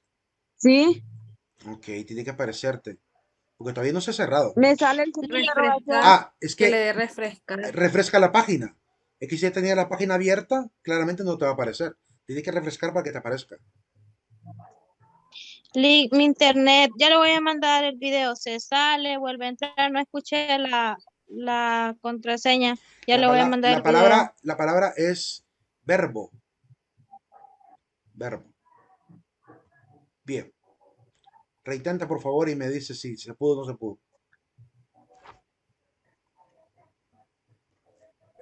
Mister, Dime. me repite la palabra, por favor, es que no le Verbo. escuché. La palabra verbo. Gracias. Ok. Es que también pongan atención, jóvenes, porque yo en pantalla pongo la palabra. Ahí se tiene que ver en la pantalla cuando yo la coloco. Pero si no están viendo la diapositiva o no vieran mi cambio de pantalla y están distraídos, evidentemente se pierden la palabra clave. Y eso nos atrasa mucho, ¿verdad? Se supone que este método es para no atrasarnos. No puedo entrar. No. No, ¿Cómo? ¿Cómo? no puedo entrar. Me aparece en negro la pantalla. No, es mi internet. Ok, dame tu nombre, por favor. Dame tu nombre. Wendy Carolina Romero Cárcamo. Ok, listo. Prosigo, chicos y chicas. Comparto pantalla ahora. Ok. Otro texto importante que hay que también revisar sobre el tema de la santidad. La palabra sanctus. Ya vimos kadosh en el caso del Antiguo Testamento. Sanctus es la forma latina de la palabra santo. Esta palabra santus traduce de manera directa del latín la palabra sancire, que sería referencia, según la raíz del verbo, al verbo de consagrar algo o de sancionar dedicando algo a algo. Es decir, dedicando, digamos, un templo a Dios, dedicando un vaso al culto, dedicando la vida a Dios. Entonces siempre se trata de esa idea de poder consagrar algo a algo. La palabra sancire viene de sac, en la raíz indoeuropea, que significa que satisface las reglas. Es decir, en el caso de los cristianos, somos santos si cumplimos los mandamientos de Dios.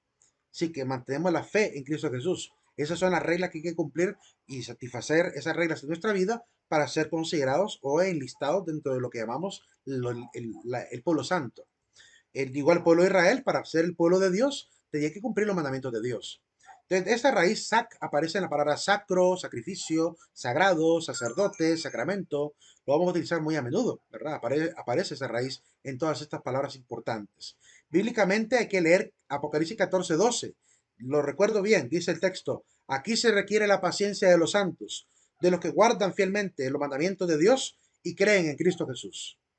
¿Qué significa entonces santo para Apocalipsis? Apocalipsis, aquellos que guardan los mandamientos de Dios y la fe de Jesús. Eso es ser santo. Si satisfacemos esa regla de que somos personas que cumplimos los mandamientos de Dios y nos mantenemos firmes en la fe de Cristo, pues hermanos míos, ustedes también son santos. Y tienen que creerlo. Hay que creerse santo realmente para vivir como santo. Porque si yo creo que estoy lejos de la santidad, voy a permanecer lejos de la santidad. Pero si yo creo que soy santo, me identifico como tal, tengo esa identidad y por tanto me comporto como tal. ¿Verdad? Es como cuando yo digo, yo pertenezco ya al club, ¿verdad? Entonces necesito saber que soy santo para realmente vivir como alguien santificado. De lo contrario, seguiré pensando que la santidad es algo lejano a mí y que nunca lo voy a poder alcanzar, como mucha gente cree. ¿verdad? Y por tanto, evidentemente, la santidad está lejos, porque no la practican, no la viven. Pero si uno vive convencido de que es santo, vive como un santo, como un consagrado a Dios. La comunidad, por tanto, fiel es santa, porque cumple la voluntad de Dios. Miren cómo Pablo saludaba a la comunidad, a la iglesia de Dios que está en Corinto, a los santificados en Cristo Jesús, llamados a ser santos con cuanto en cualquier lugar invocan el nombre de Jesucristo, Señor nuestro, de nosotros y de ellos. Les llama santos. En Filipenses también, Pablo y Timoteo, siervos de Cristo Jesús, a todos los santos en Cristo Jesús que están en Filipos. Entonces, basándose en los textos que hemos visto hasta ahora, ¿sería legítimo que la Iglesia Católica llame al Papa Santo? ¿Sí o no? Claro que es legítimo. Es muy legítimo, porque el Papa se ha dedicado al 100% en su vida a no casarse para estar dedicado a las cosas de Cristo y su Iglesia. Vive apartado para Dios. Decidió no casarse para vivir dedicado solamente a Dios. Y eso significa ser santo, ¿verdad? Y trata de cumplir los mandamientos de Dios, de ser fiel al mensaje, más bien de llamar a otros a ser fieles a Cristo, ¿verdad? Y con esa llamada, con esa actitud de mantener a otros llamando a Cristo para Cristo, con esa actitud cumple obviamente también su correspondencia a la santidad. A los santos de Colosas, hermanos fieles en Cristo, ¿verdad? Y vean que estos santos en Filipenses dice a todos los santos de Cristo Jesús que están en Filipos con los episcopos y diáconos. O sea que también la comunidad está rodeada de ministros, los episcopos y los diáconos. Y claramente los presbíteros también que forman parte de la comunidad. Entonces, es claro que la santidad es un llamado también para la santificación de los hombres, es necesario, y para la salvación de los hombres, es necesario vivir santos. Dichoso y santo el que participa en la primera resurrección, la segunda muerte no tiene poder sobre estos. Por eso creemos que aquellos que mueren en santidad resucitarán por el Señor, sino que serán sacerdotes de Dios y de Cristo y reinarán con Él 1000 años, que el 1000 significa mucho tiempo, una muchedumbre de años, por decirlo así. Apocalipsis, el último texto que vamos a mencionar, dice que el injusto siga cometiendo injusticias y el manchado siga manchándose, pero que el justo siga practicando la justicia y el santo siga santificándose. Mira que vengo pronto, dice el Señor, y traigo mi recompensa conmigo para pagar a cada uno según su trabajo. A los que trabajaron como justos, su recompensa. A los que trabajaron como injustos, su castigo. Entonces, claramente, la palabra es muy clara en respecto, ¿verdad? Créase, hermano mío, que usted es santo para que viva en santidad. Dejemos de poner tan lejos esa meta, ¿verdad? Hay que vivir como santificados en Cristo, y ser coherentes en cuerpo, alma y espíritu, ser coherentes con mis actos, pensamientos y palabras, con mi forma de vestir, mi forma de actuar en el mundo, con lo que disfruto y veo acerca también del mundo. Si hay cosas del mundo que vivo y que disfruto, como el deporte, en santidad, no con palabras altisonantes, sino con un espíritu realmente deportivo, no ofendiendo al hermano ni ganando enemistad con el hermano, sino conviviendo el deporte con mucha santidad, demostrando mucha humildad incluso, hasta para perder, ¿verdad? Lo que pasa es que la persona que quiera vivir en santidad tiene que ser coherente con los valores cristianos. Y eso es importante también destacar. A mí, el menor de todos los santos, dice Pablo, me fue concedida esta gracia, la de denunciar a los gentiles la inescrutable riqueza de Cristo, a los santificados de Cristo Jesús, ¿verdad? Aquí ya, y también esta parte importante. Miren cómo Pablo, en una comunidad llena de gente con conflictos, se alarmaba de esto, que de repente le llegaban noticias a él de que habían cristianos que habían cometido adulterio, incluso incesto, y que estos casos los llevaban a tribunales paganos. Entonces Pablo les dice, cuando alguno de vosotros tiene un pleito contra otro, ¿se atreve a llevar la causa ante los injustos y no ante los santos? ¿No sabéis que los santos han de juzgar al mundo? Y si vosotros vais a juzgar el mundo, ¿no sois acaso dignos de juzgar estas naderías?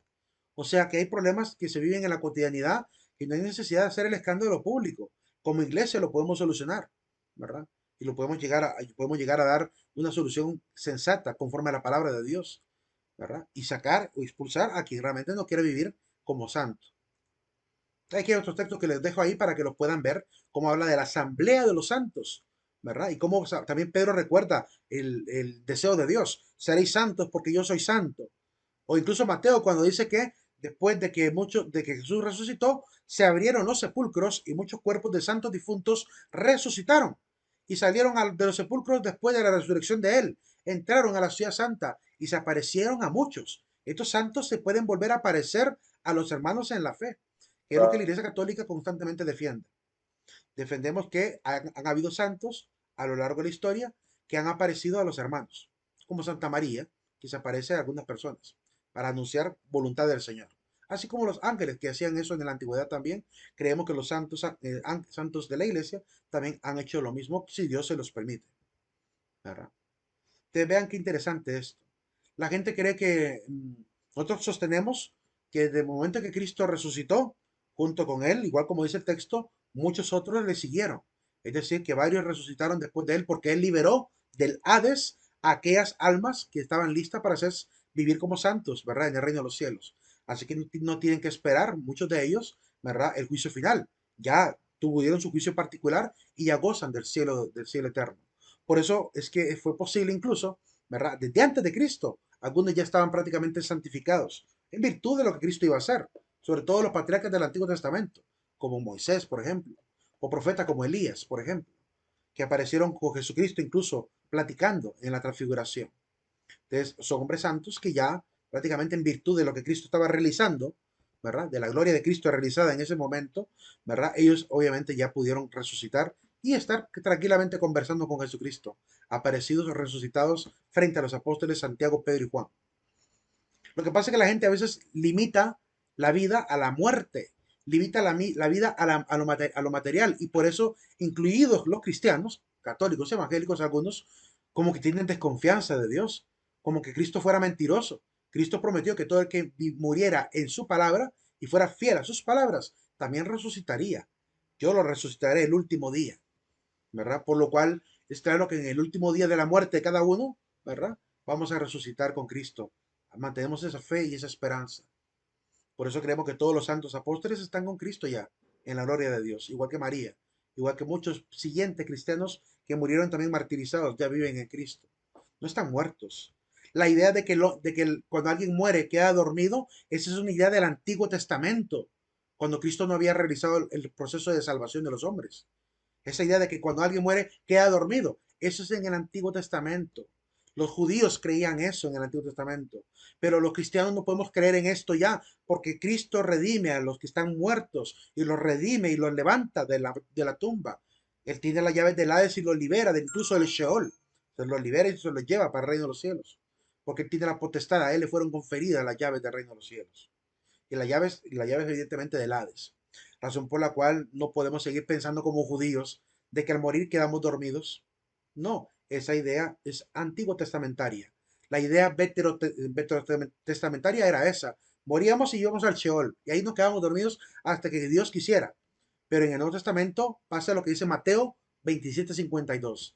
Los sepulcros se abren, los difuntos resucitan, ¿verdad? Y se van junto con Cristo a la ciudad santa, ¿verdad? Y se pueden seguir apareciendo ya vivos a otros hermanos.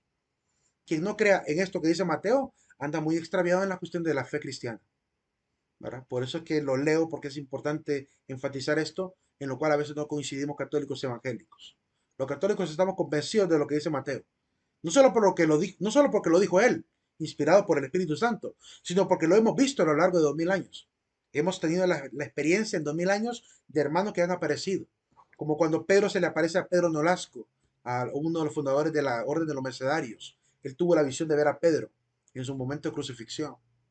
Como cuando Santiago anduvo aquí por España, ¿verdad? Y recibió el aviso de la Virgen María de que ya era su tiempo. Es decir, el apóstol Santiago se devolvió a Éfeso, donde estaba María con Juan, se devolvió a Éfeso porque encontró que María se le apareció en España y le hizo ver que ya era su tiempo para marcharse de esta tierra. Por eso él rápido regresa a allá, no Tierra Santa, no, regresó a Éfeso, donde estaba obviamente la casa de Juan con María, porque habían ido hasta Éfeso. Entonces, esto lo constata la historia, esto no está en la palabra de Dios, esto está en la historia de la iglesia, ¿verdad? Que hace falta investigar para que encuentren ustedes lo que les platico y puedan darse cuenta de lo que pasó después del año 100, después de Cristo.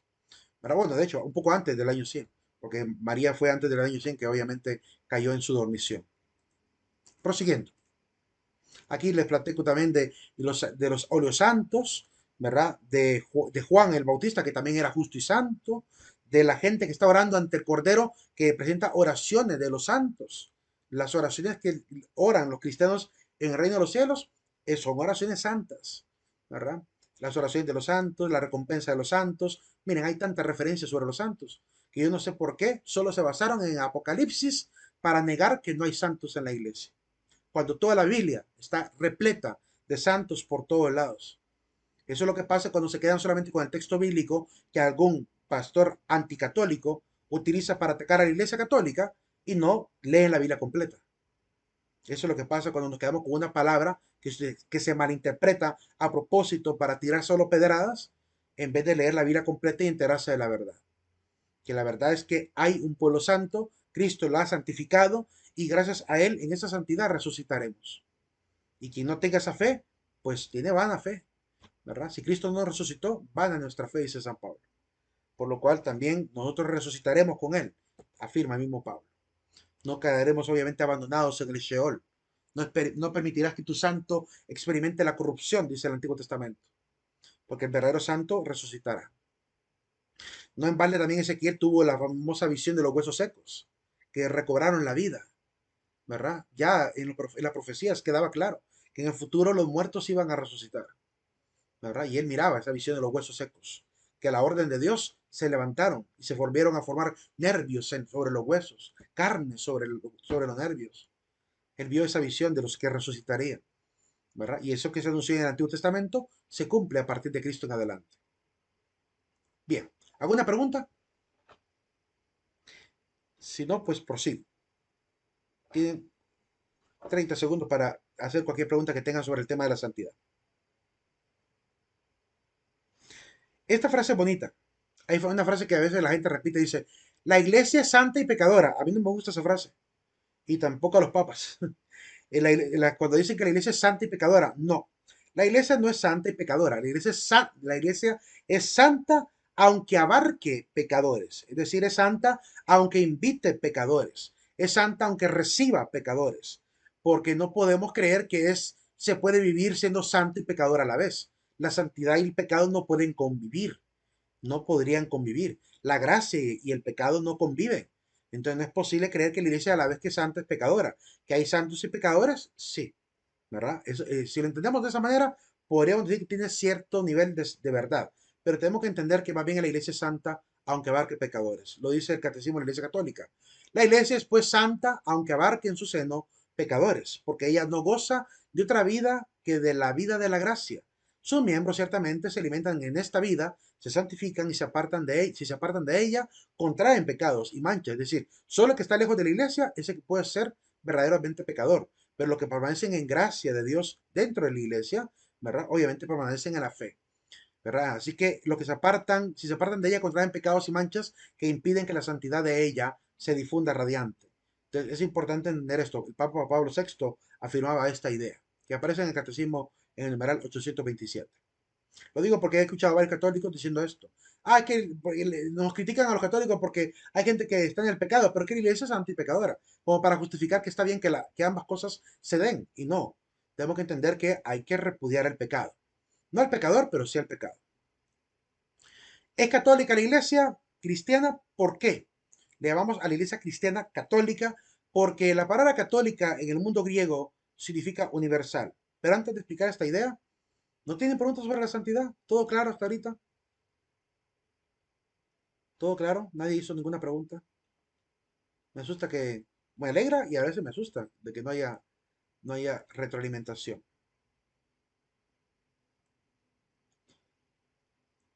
¿Todo claro hasta ahorita, chicos y chicas?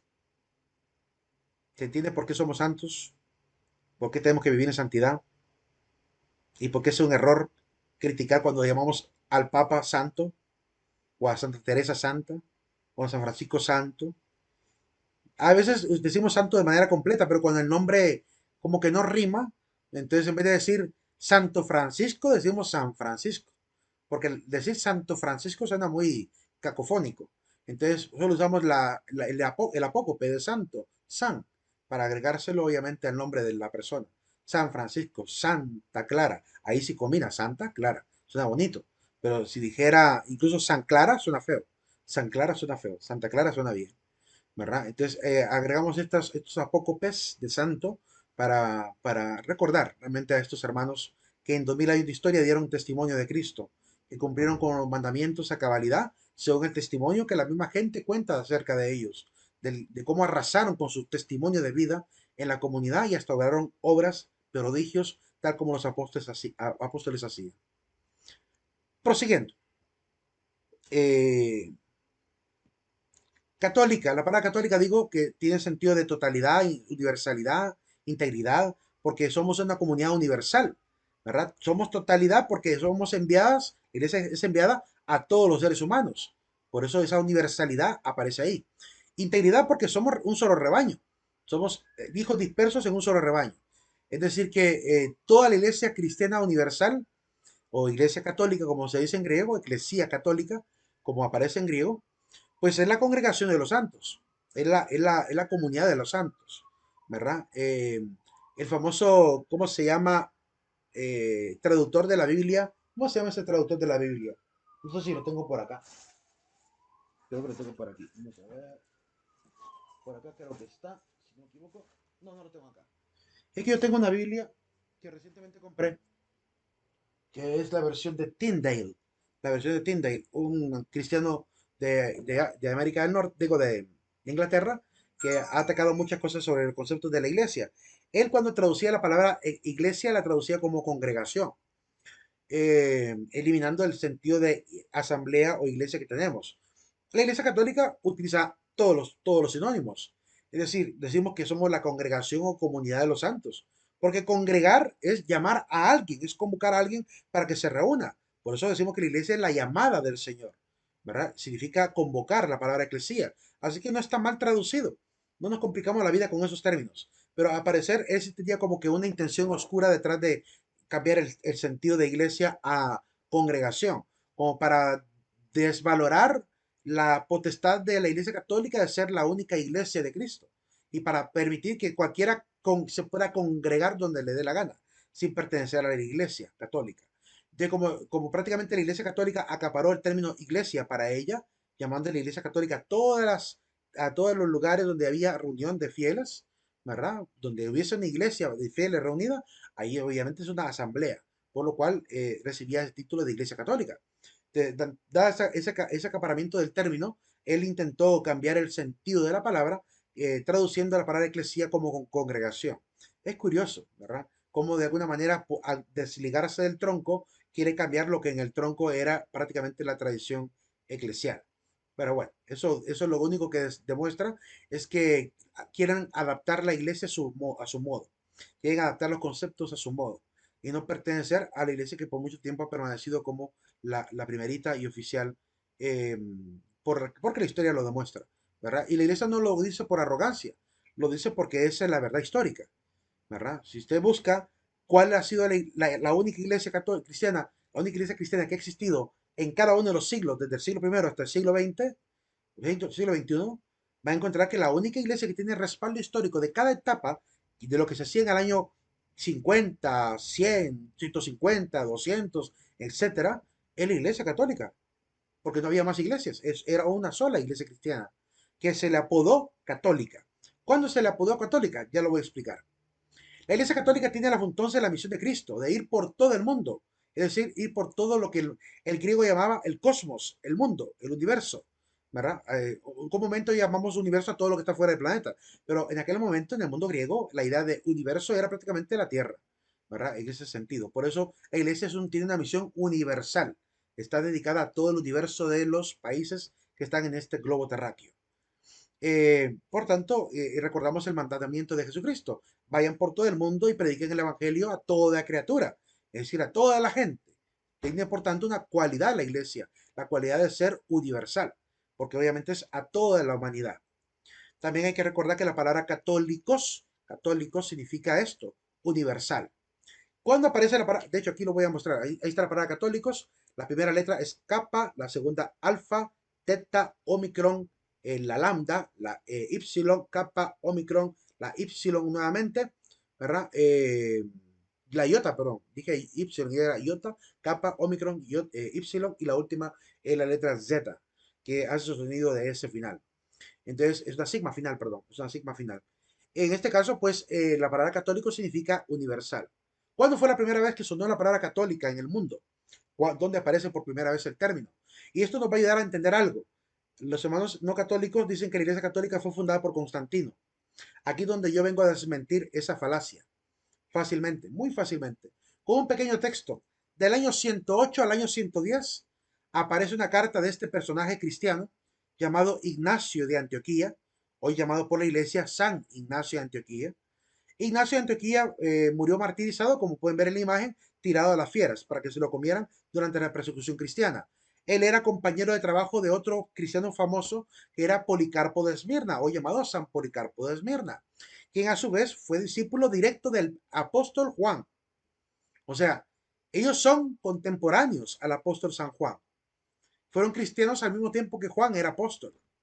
Y estos hermanitos escriben cartas a diferentes iglesias. Pues hay una carta que dirige Ignacio a la iglesia donde estaba Policarpo, una carta llamada Carta a la Iglesia de Esmirna, que no es la misma carta que aparece en Apocalipsis, no, es otra carta aparte, afuera de la Biblia, que obviamente es un documento histórico, donde Ignacio escribe a la iglesia de Esmirna y dice lo siguiente: allí donde está Cristo Jesús, está la iglesia católica. En griego prácticamente lo que puso, que es donde estaba Cristo Jesús, allí está la Eclesía Católica. La Eclesía Católica, la Asamblea Universal.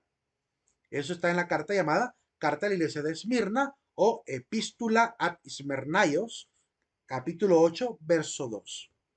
Si alguno quisiera leer la carta entera de la Iglesia de Esmirna, les voy a mostrar dónde está. Está en la página de Merkabah. Vamos a ver si la podemos ver por aquí en la pantalla para mostrárselas. Quiero mostrárselas. Aquí, en la página de Merkabah, ahí está la carta de San Ignacio de Antioquía a los esmirnianos, a los de Esmirna. Ahí pueden leer la carta en el capítulo 8. Vean acá, capítulo 8. Aquí está la palabra universal. Miren, aquí está la frase. ¿Ven? Allí voy a hacerlo grande para que lo veamos directamente desde la carta. Permítanme quitar un pequeño letrero que tengo por acá. Vean lo que, miren la carta y dice. Quiero leer el parrafito entero. Pero evitad de las divisiones, como el comienzo de los males. La división es la que trae males a la iglesia. Seguid todos a vuestro obispo, como Jesucristo siguió al Padre, y al presbiterio como a los apóstoles. Respetad a los diáconos, como el mandamiento de Dios, que nos pide amar al prójimo. Que nadie haga nada perteneciente a la iglesia al margen, es decir, sin contar con el obispo. Considerad como Eucaristía válida la que tiene lugar bajo el obispo o bajo uno a quien él le haya encomendado. Al principio los obispos eran los que siguen la Eucaristía, después la van a delegar a los presbíteros. Allí donde aparezca el obispo, allí debe estar el pueblo, tal como allí donde está Jesús, allí está la iglesia universal, la iglesia católica.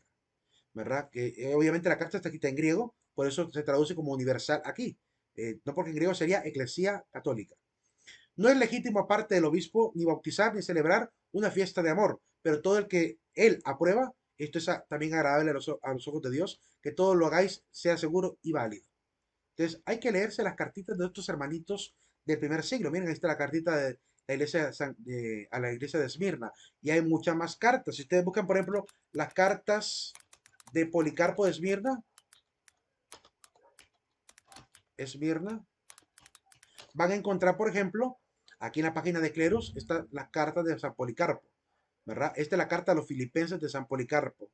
Abajo está Filipenses. También hay una carta de San Policarpo a la iglesia de Esmirna.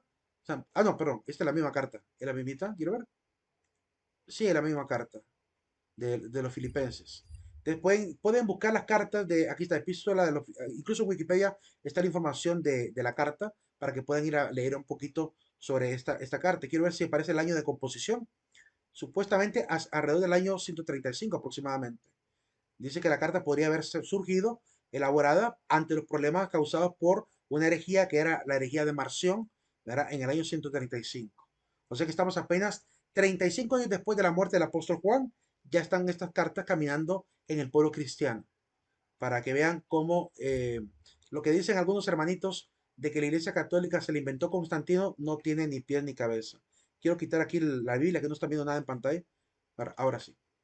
Bueno, en el video no van a poder ver todo lo que mostré ahorita, ¿verdad? De las pantallas del navegador, para que pudieran haber visto esa parte, ¿verdad? O por lo menos para que sepan que ahí está, en la página clerus.org y en la página merkabah.org.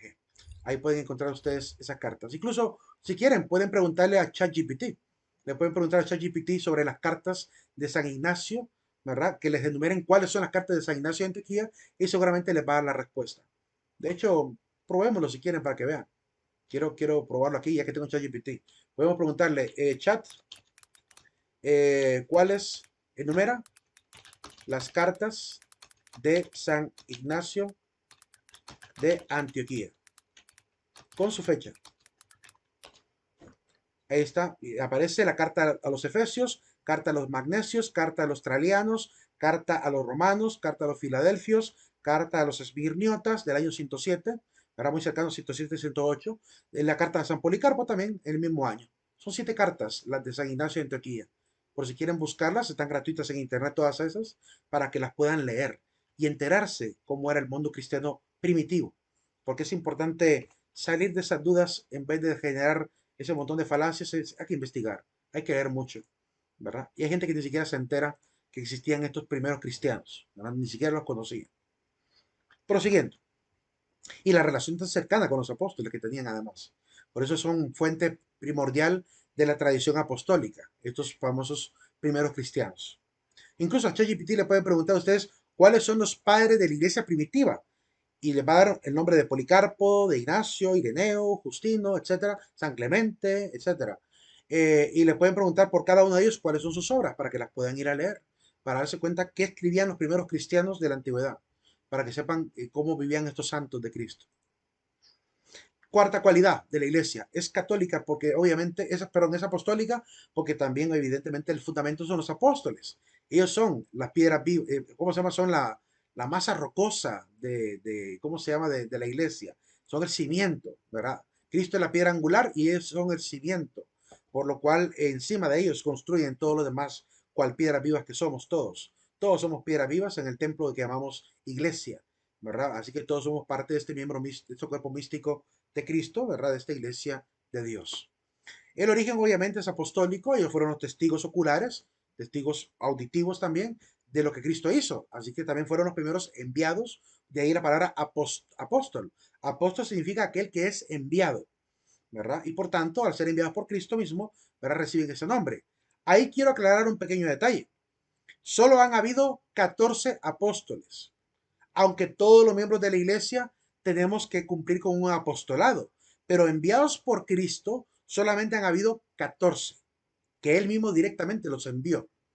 Me refiero a los 12 apóstoles que inicialmente eligió, Judas que se quitó la vida evidentemente, quedaron 11, pero en el capítulo 1 de Hechos de los Apóstoles dicen que eligieron a Matías, que es el 12º apóstol. O sea que otra vez hubo 12 apóstoles, 13 con Judas Iscariote, y el 14º va a ser Pablo de Tarso, quien va a ser llamado al apostolado por medio de Cristo mismo, que él es el que se le presenta y lo convierte en el 14º apóstol. Así que solo hay 14 apóstoles. Cualquier otro que hoy en día se quiera arrojar el título de apóstol está engañando a la comunidad. Porque pueden haber sucesores apostólicos, sí, pero apóstoles ya no. Ya no hay apóstoles. Solo hay sucesores apostólicos. Nosotros creemos, por ejemplo, que todos los obispos de la Iglesia Católica, todos los obispos, porque recibieron la imposición de manos de otros que también recibieron la imposición de manos de otro que recibió la imposición de manos, así hasta llegar a los apóstoles, han recibido, por tanto, sucesión apostólica, porque han sido dotados de la autoridad por medio de la imposición de manos del colegio de presbíteros o el colegio de los obispos. Y por tanto han heredado esta potestad apostólica. Pero son, por tanto, sucesores de los apóstoles, colaboradores de ellos, pero no son apóstoles. No, ningún obispo de la iglesia es considerado apóstol. El único, ni siquiera el Papa, ni siquiera el Papa viene a suceder a Pedro, es sucesor de Pedro. Y el Papa en sí mismo no es un apóstol, sino que él sucede el cargo del apóstol Pedro, que es de apacentar al rebaño, de acompañar a la iglesia, como lo dijimos en aquella ocasión. Así que en la iglesia católica nadie se arroja al título de yo soy monseñor tal y soy un apóstol. Nadie se adjudica tal título porque solamente existen 14 apóstoles bíblicos. Pero sí veo fuera de la Iglesia Católica a muchos hermanitos ya autollamándose apóstoles, autollamándose apóstoles. Y eso es absurdo, porque Cristo es quien tendría que haberlos nombrado. Él personalmente tuvo que haber aparecido. Sin embargo, no hay constancia después del último apóstol, que es Juan el Evangelista, no hay constancia de otros apóstoles en la historia de la iglesia que hayan sido llamados directamente por el Señor para ser apóstoles enviados directamente por Él. Solo Pablo. Pablo fue el último de los apóstoles nombrados. No ha habido más apóstoles que ellos. Entonces hay que tener cuidado con toda esta gente que se arroja estos títulos sobre sí mismos, ¿verdad? Y no tienen coherencia por tal. Ahí tienen, por ejemplo, como todo el mundo ahí anda hablando un montón de tonterías, ¿verdad? Insultando incluso y ridiculizando al apóstol Chago, al apóstol Santiago Zúñiga. Él no es apóstol. Es un pastor que quiere ser pastor y dirigir una iglesia. Lo aceptamos, listo, quiere ser pastor. Pero llamarse apóstol está mal. No puede ser llamado apóstol porque Cristo no lo ha enviado personalmente a él. Él sintió llamado apostólico es diferente.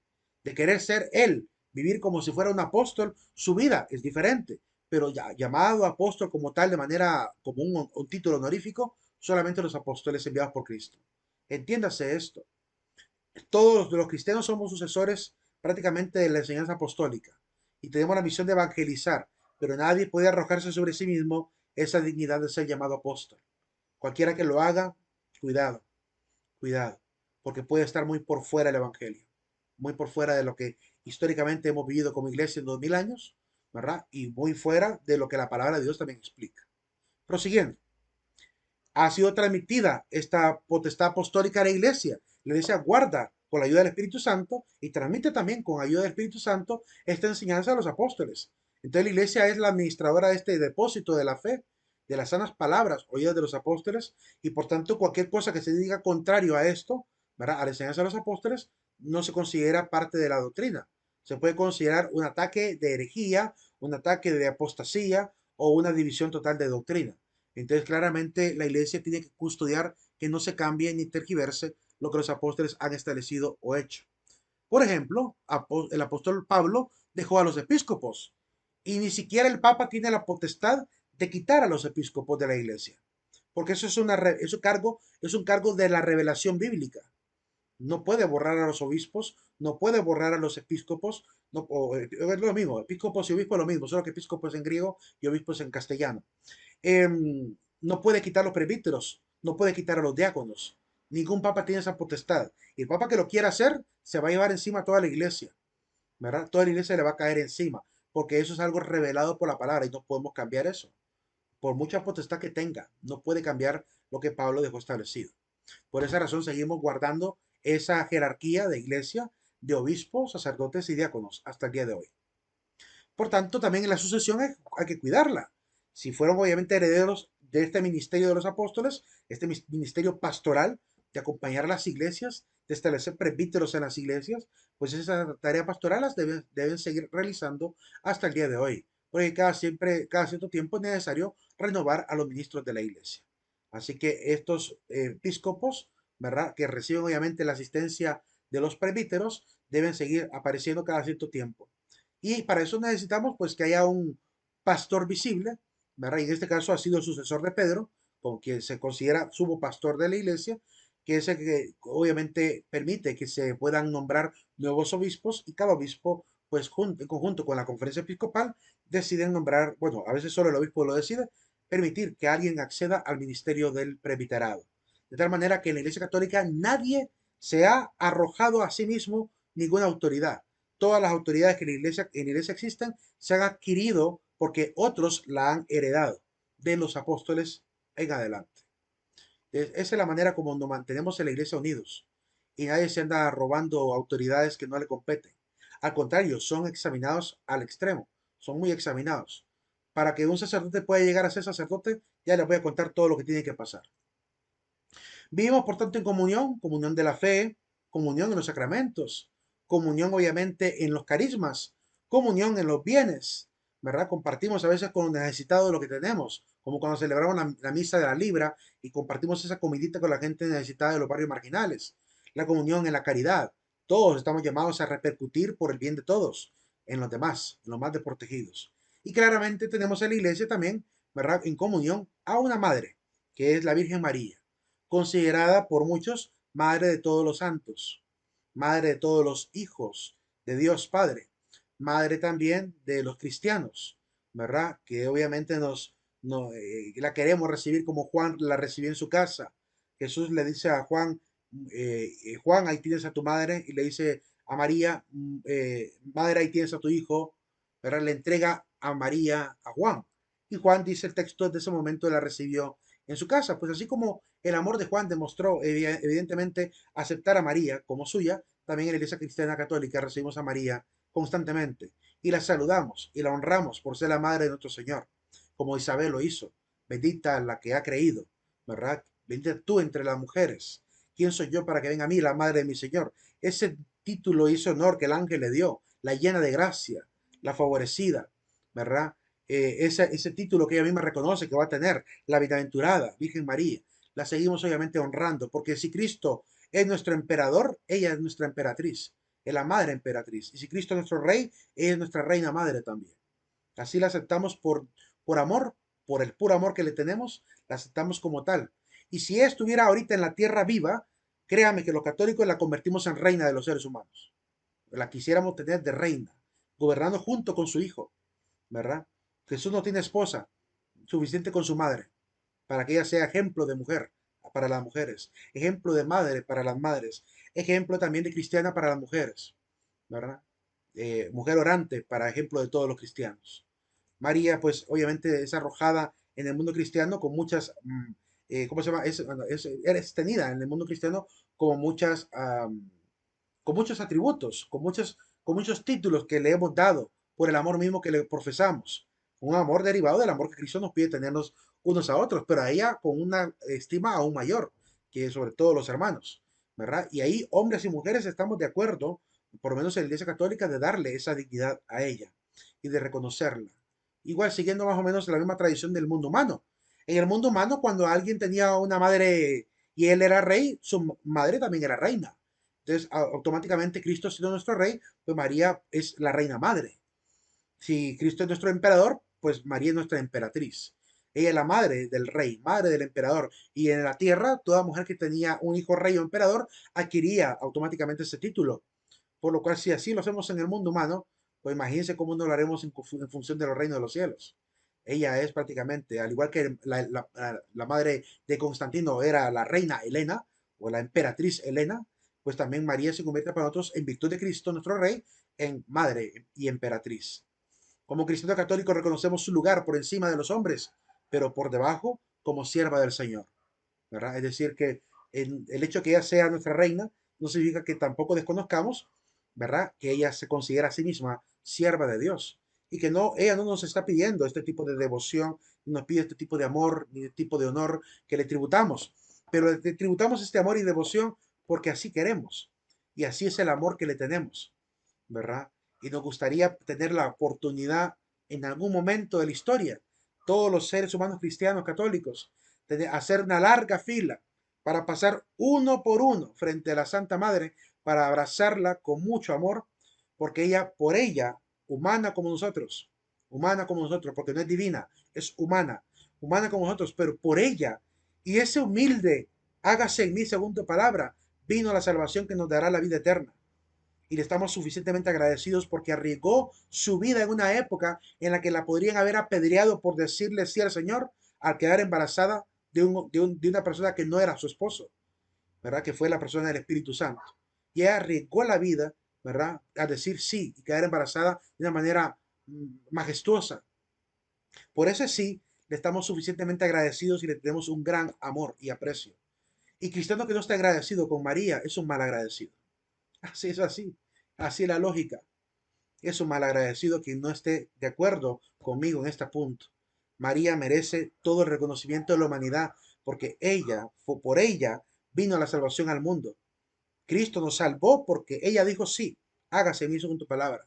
Si ella hubiese dicho no al Señor, no habría venido Cristo. De saber hasta cuándo podría aparecer otra mujer digna para que pudiera ser la madre de Cristo. Pero como dice el mismo Pablo, en el tiempo oportuno, en el kairos de los tiempos, En el tiempo oportuno apareció, obviamente, este anuncio a una mujer, ¿verdad? Y Cristo nació de esta mujer. Mujer que no puede ser considerada simplemente un recipiente. Una mujer que más bien es un tabernáculo, que tuvo el pan divino bajado del cielo en su seno. Así como el tabernáculo del pueblo de Israel guardaba el pan, el maná del desierto, pues María guardó en su seno durante 9 meses al pan de la salvación, que es Cristo. Por eso María es nuestro tabernáculo, ¿verdad? Si David era famoso por sus torres de marfil, ¿verdad? Torres elevadas y altísimas y hermosas, María es nuestra torre de marfil, porque ella es nuestra belleza. Entre los seres humanos, es la mujer, decía, y aquí quiero citar a uno de los padres del protestantismo, que es Martín Lutero, en un sermón de Navidad, ahí por el año 1530 aproximadamente, en un sermón de Navidad, Martín Lutero dijo lo siguiente, que María es la mujer más encumbrada entre todos los hombres. Es la joya más encumbrada de la cristiandad, dice. Y nunca podremos honrarla lo suficiente, se atrevió a decir Martín Lutero, que después fundaría la Iglesia Protestante Luterana. O sea que él mismo, siendo teólogo, sabe perfectamente la dignidad de María. El problema de Martín Lutero no era con la Virgen María.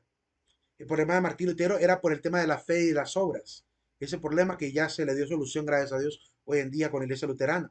Ya estamos claros, ya estamos otra vez en relación amorosa y de compasión de unos con otros y de diálogo. Pero el error que lo hizo a él salirse de la iglesia ya se está resarciendo el daño, ¿verdad? Así que vamos en camino. Y Dios perdone a Martín por lo que provocó, porque seguramente él de alguna manera quería depurar un poco a la iglesia de las exageraciones que también se tenían en exceso que habían en la iglesia católica, que reconocemos que habían excesos. Pero también se equivocó al separarse, al irse de la iglesia. Yo confío en el Señor que le tendrá también un camino a Martín de salvación para que realmente nos podamos encontrar y dar un abrazo de reconciliación con este hermano, sacerdote nuestro, porque fue sacerdote nuestro, ¿verdad? Y en algún momento tiene que haber una reconciliación con este hermano.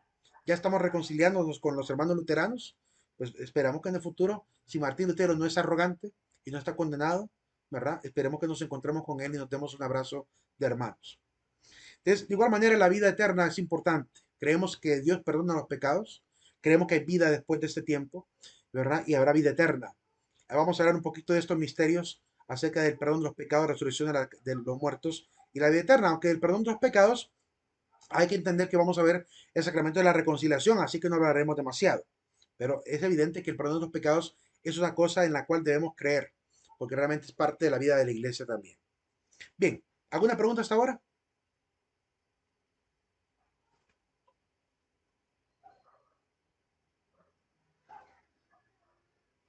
Am, a los de frente a la vida de la mañana, vamos a tener un concurso de murales con ellos. Con ustedes no vamos a poder hacerlo porque vamos a distancia y no puedo revisar mural por mural. Va a ser bien difícil así desde lejos. Por lo cual, aun cuando le tomen bonitas fotos, va a estar muy complicado. No es como verlo así, en físico. Por lo cual cambié las actividades con ustedes. Pero en la mañana sí vamos a hacer el concurso de murales con las dos secciones del hombre frente a la vida de las 10 y de las 12. Y a algunos les va a tocar, por ejemplo, el tema de las apariciones marianas.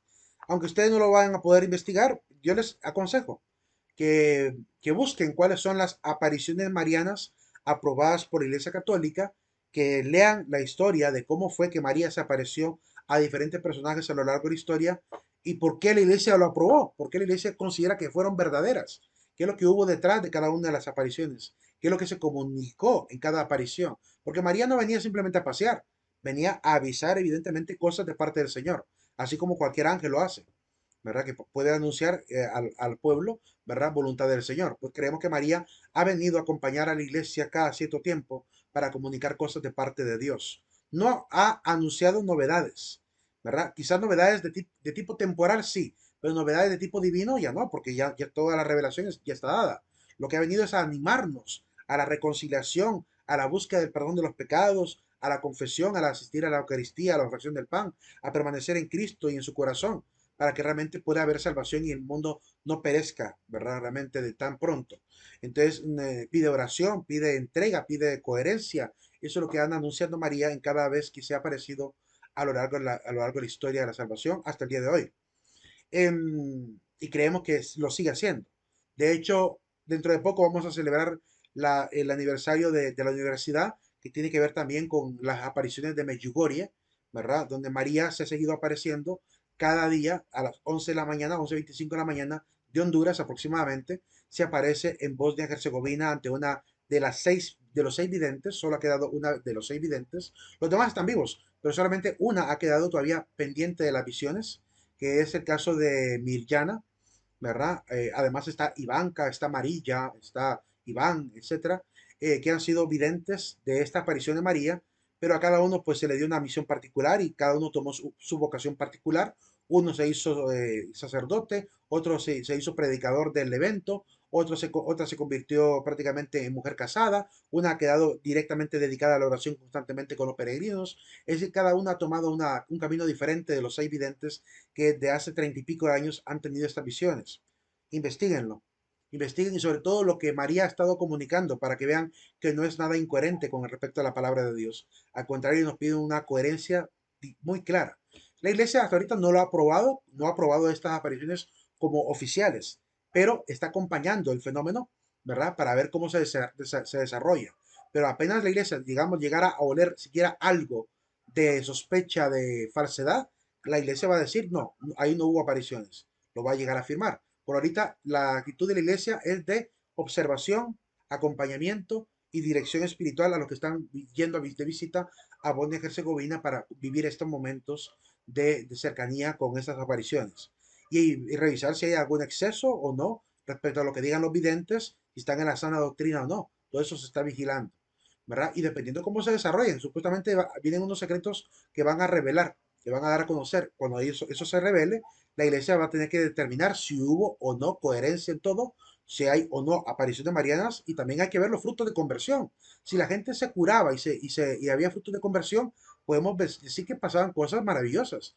Y por tanto podemos constatar desde ahí también que lo que produjo en la iglesia no fue un exceso, sino más bien produjo conversiones, produjo santidad de la gente, y eso es un acto de coherencia con respecto a la palabra, que es lo que para eso podría Dios mandar a un enviado suyo, ángel o santo, para que comunique, solamente para provocar coherencia en el pueblo. Pero si lo que hubo es incoherencia o exceso, seguramente la iglesia va a decir, no, ahí hubo un exceso, se salieron de la doctrina y por tanto no aprobamos eso como una aparición. Entonces hay que investigar, hay que leer y darse cuenta para que vean los frutos que ahorita se están logrando, para que vayan notando este evento de las apariciones marianas contemporáneas. Pero cada cierto tiempo la iglesia siempre ha hablado de esta presencia de María a lo largo de la historia de la salvación. Sobre todo, obviamente, el Nuevo Testamento. Hablamos de este tema del perdón de los pecados. Creemos en el perdón de los pecados. Creemos que Cristo perdona los pecados como le perdonó los pecados al paralítico, que incluso en su época la gente que miraba esto le decía, pero ¿cómo puede ser que este tipo viene a perdonar los pecados? ¿Con qué potestad perdona él los pecados? Jesús, conociendo el corazón de la gente, de los que lo criticaban de esa manera, dijo lo siguiente, ustedes ponen en duda de si tengo o no la potestad de perdonar los pecados, pero para que veáis que el Hijo del Hombre tiene potestad no solo de perdonar los pecados, ¿verdad? Le digo a este, levántate, toma tu camilla y anda. ¿Qué es más fácil? Preguntó antes de sanar.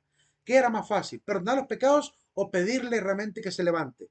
Y entonces, como lo más difícil es pedir que se levante, les demostró que tenía potestad para no solamente perdonar el pecado, sino para también levantarlo de su lecho de enfermedad. Entonces, tenemos claro que en la iglesia se nos pide tener en consideración que hay que estar preparados para reconciliarnos con Cristo. Eso implica que es necesario hacer un examen de conciencia cotidiano. Hay que, ¿cómo se llama? Hacer una revisión antes de dormir, por ejemplo. El Papa Francisco nos regalaba, creo que como 31 preguntas, según recuerdo en una ocasión, nos regaló como 31 preguntas que podrían servir para hacer un buen examen de conciencia, ¿verdad? ¿Cómo he tratado a mis papás, a mis hermanos? Preguntas como esas, que ayudan obviamente a hacer un análisis personal diario de cómo he avanzado yo en mi camino de santidad. Ese examen de conciencia es importante para tomar obviamente conciencia del pecado y después obviamente movernos. Nos debe mover a buscar la reconciliación sacramental. Creemos que la iglesia tiene la potestad de perdonar los pecados. Dirán algunos, pero esa potestad solamente la tiene Dios, no la tiene la iglesia. ¿Quién dice que solamente Dios la tiene? En principio, si yo les pudiera demostrar con la Biblia en mano de que Cristo le dio potestad a los apóstoles para perdonar los pecados, ¿me creerían los que de repente ponen en duda de si un sacerdote puede o no perdonar los pecados? ¿Me creerían si yo les los demuestro con Biblia en mano? Dejo la pregunta retórica, porque ¿cómo se llama? la crítica hacia la Iglesia Católica es que cuando decimos que hay que confesarnos ante un sacerdote, la crítica común es, pero ¿para qué me voy a confesar con un sacerdote si es un simple hombre, quizá más pecador que yo, ¿verdad? Además, el único que perdona los pecados es Cristo. Entonces, de alguna manera, los hermanos niegan que en la iglesia exista el ministerio de perdonar los pecados. Creen que existe el ministerio de curar enfermos, creen que existe el ministerio de expulsar demonios, pero le ponen en duda al ministerio de perdonar los pecados. ¿Y qué es más fácil? ¿Perdonar a alguien los pecados o curar enfermos y expulsar demonios? ¿Qué es más fácil? Claro que perdonar los pecados es mucho más fácil, es mucho más sencillo. No ocupa ni siquiera ningún tipo de poder espiritual para poder perdonar los pecados más que el don del Espíritu Santo que debe habitar en el todo cristiano. No se ocupa ningún otro mérito. Simplemente decir en el nombre de Cristo Jesús se te quedan perdonados los pecados, te perdono los pecados. O incluso la iglesia incluso lo dice de una manera muy prudente. Cuando el sacerdote va a perdonar los pecados, no dice yo te perdono los pecados, le dice yo te absuelvo en el nombre del Padre, del Hijo y del Espíritu Santo. Significa que en el nombre del Padre, Hijo y Espíritu Santo, que es por quien también bautizamos a los cristianos, ¿verdad? Yo te bautizo en el nombre del Padre, Hijo y Espíritu Santo, pues también yo te perdono en el nombre del Padre, Hijo y Espíritu Santo. Yo te nombro marido y mujer por el nombre del Padre, Hijo y Espíritu Santo. Yo te ordeno sacerdote en el nombre del Padre, Hijo y Espíritu Santo. Todos los sacramentos que realizamos están hechos en función de la Trinidad y de la acción que la Trinidad pueda realizar en la persona. Por lo cual, ningún sacerdote cree que él perdona los pecados. Ningún sacerdote. Saben que solo son ministros que promueven la reconciliación absolviendo, es decir, perdonando en nombre de Cristo los pecados de un hermano, quien, obviamente con el corazón contrito y humillado, se enfrenta a este proceso de confesar los pecados, para declarar públicamente, en este caso ante el sacerdote, ¿verdad?, que es pecador. Y con ese nivel de arrepentimiento, ¿verdad?, es una prueba eficaz de que alguien está realmente arrepentido, porque nadie podría hacer, diríamos, el ridículo de revisar o de decir cuáles son sus pecados ante un ser humano si no estuviese realmente arrepentido. Solo un alma bastante humillada y humilde, con un corazón contrito y humillado, como pide el Salmo 50, podría enfrentarse a la confesión. Las almas arrogantes, las almas autosuficientes, las almas egocéntricas, obviamente jamás irían donde una persona a pedir perdón, ¿verdad? Sino que intentarían hacerlo ellos así, en su intimidad con Dios, porque el orgullo mismo no les permite poder acercarse humildemente ante un sacerdote, así en lo secreto, y platicar con él y decirle, Padre, he pecado de esto, esto y esto. Nos cuesta reconocer el pecado ante los hermanos. Por eso hay que tener mucha humildad para hacerlo, ¿verdad? Y por eso es que el sacramento de la reconciliación para nosotros es una forma viable para adquirir el perdón de los pecados. Pero todavía no ha cumplido con la meta de demostrarles bíblicamente que existe el perdón de los pecados en la iglesia. Ya lo vamos a ver.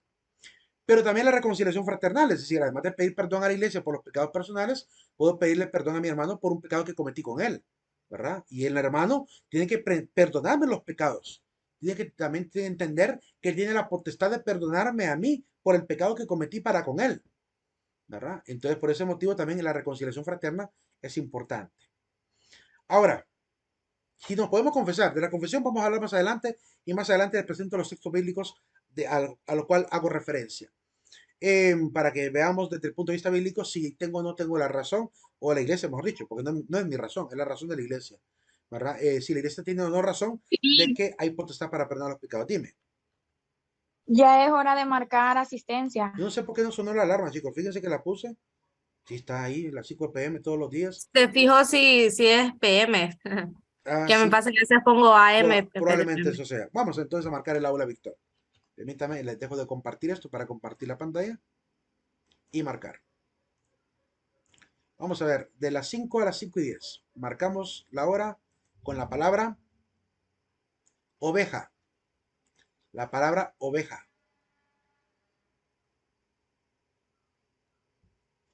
Mientras ustedes marcan, me voy a tomar la libertad. Me disculpo, pero voy a servirme un pequeño vaso de té para quitarme la sequedad de la boca.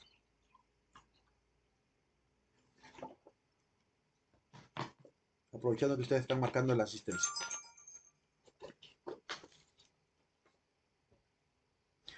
De hecho, también voy a hacer un corte de video para que no quede tan largo y subirlo rápido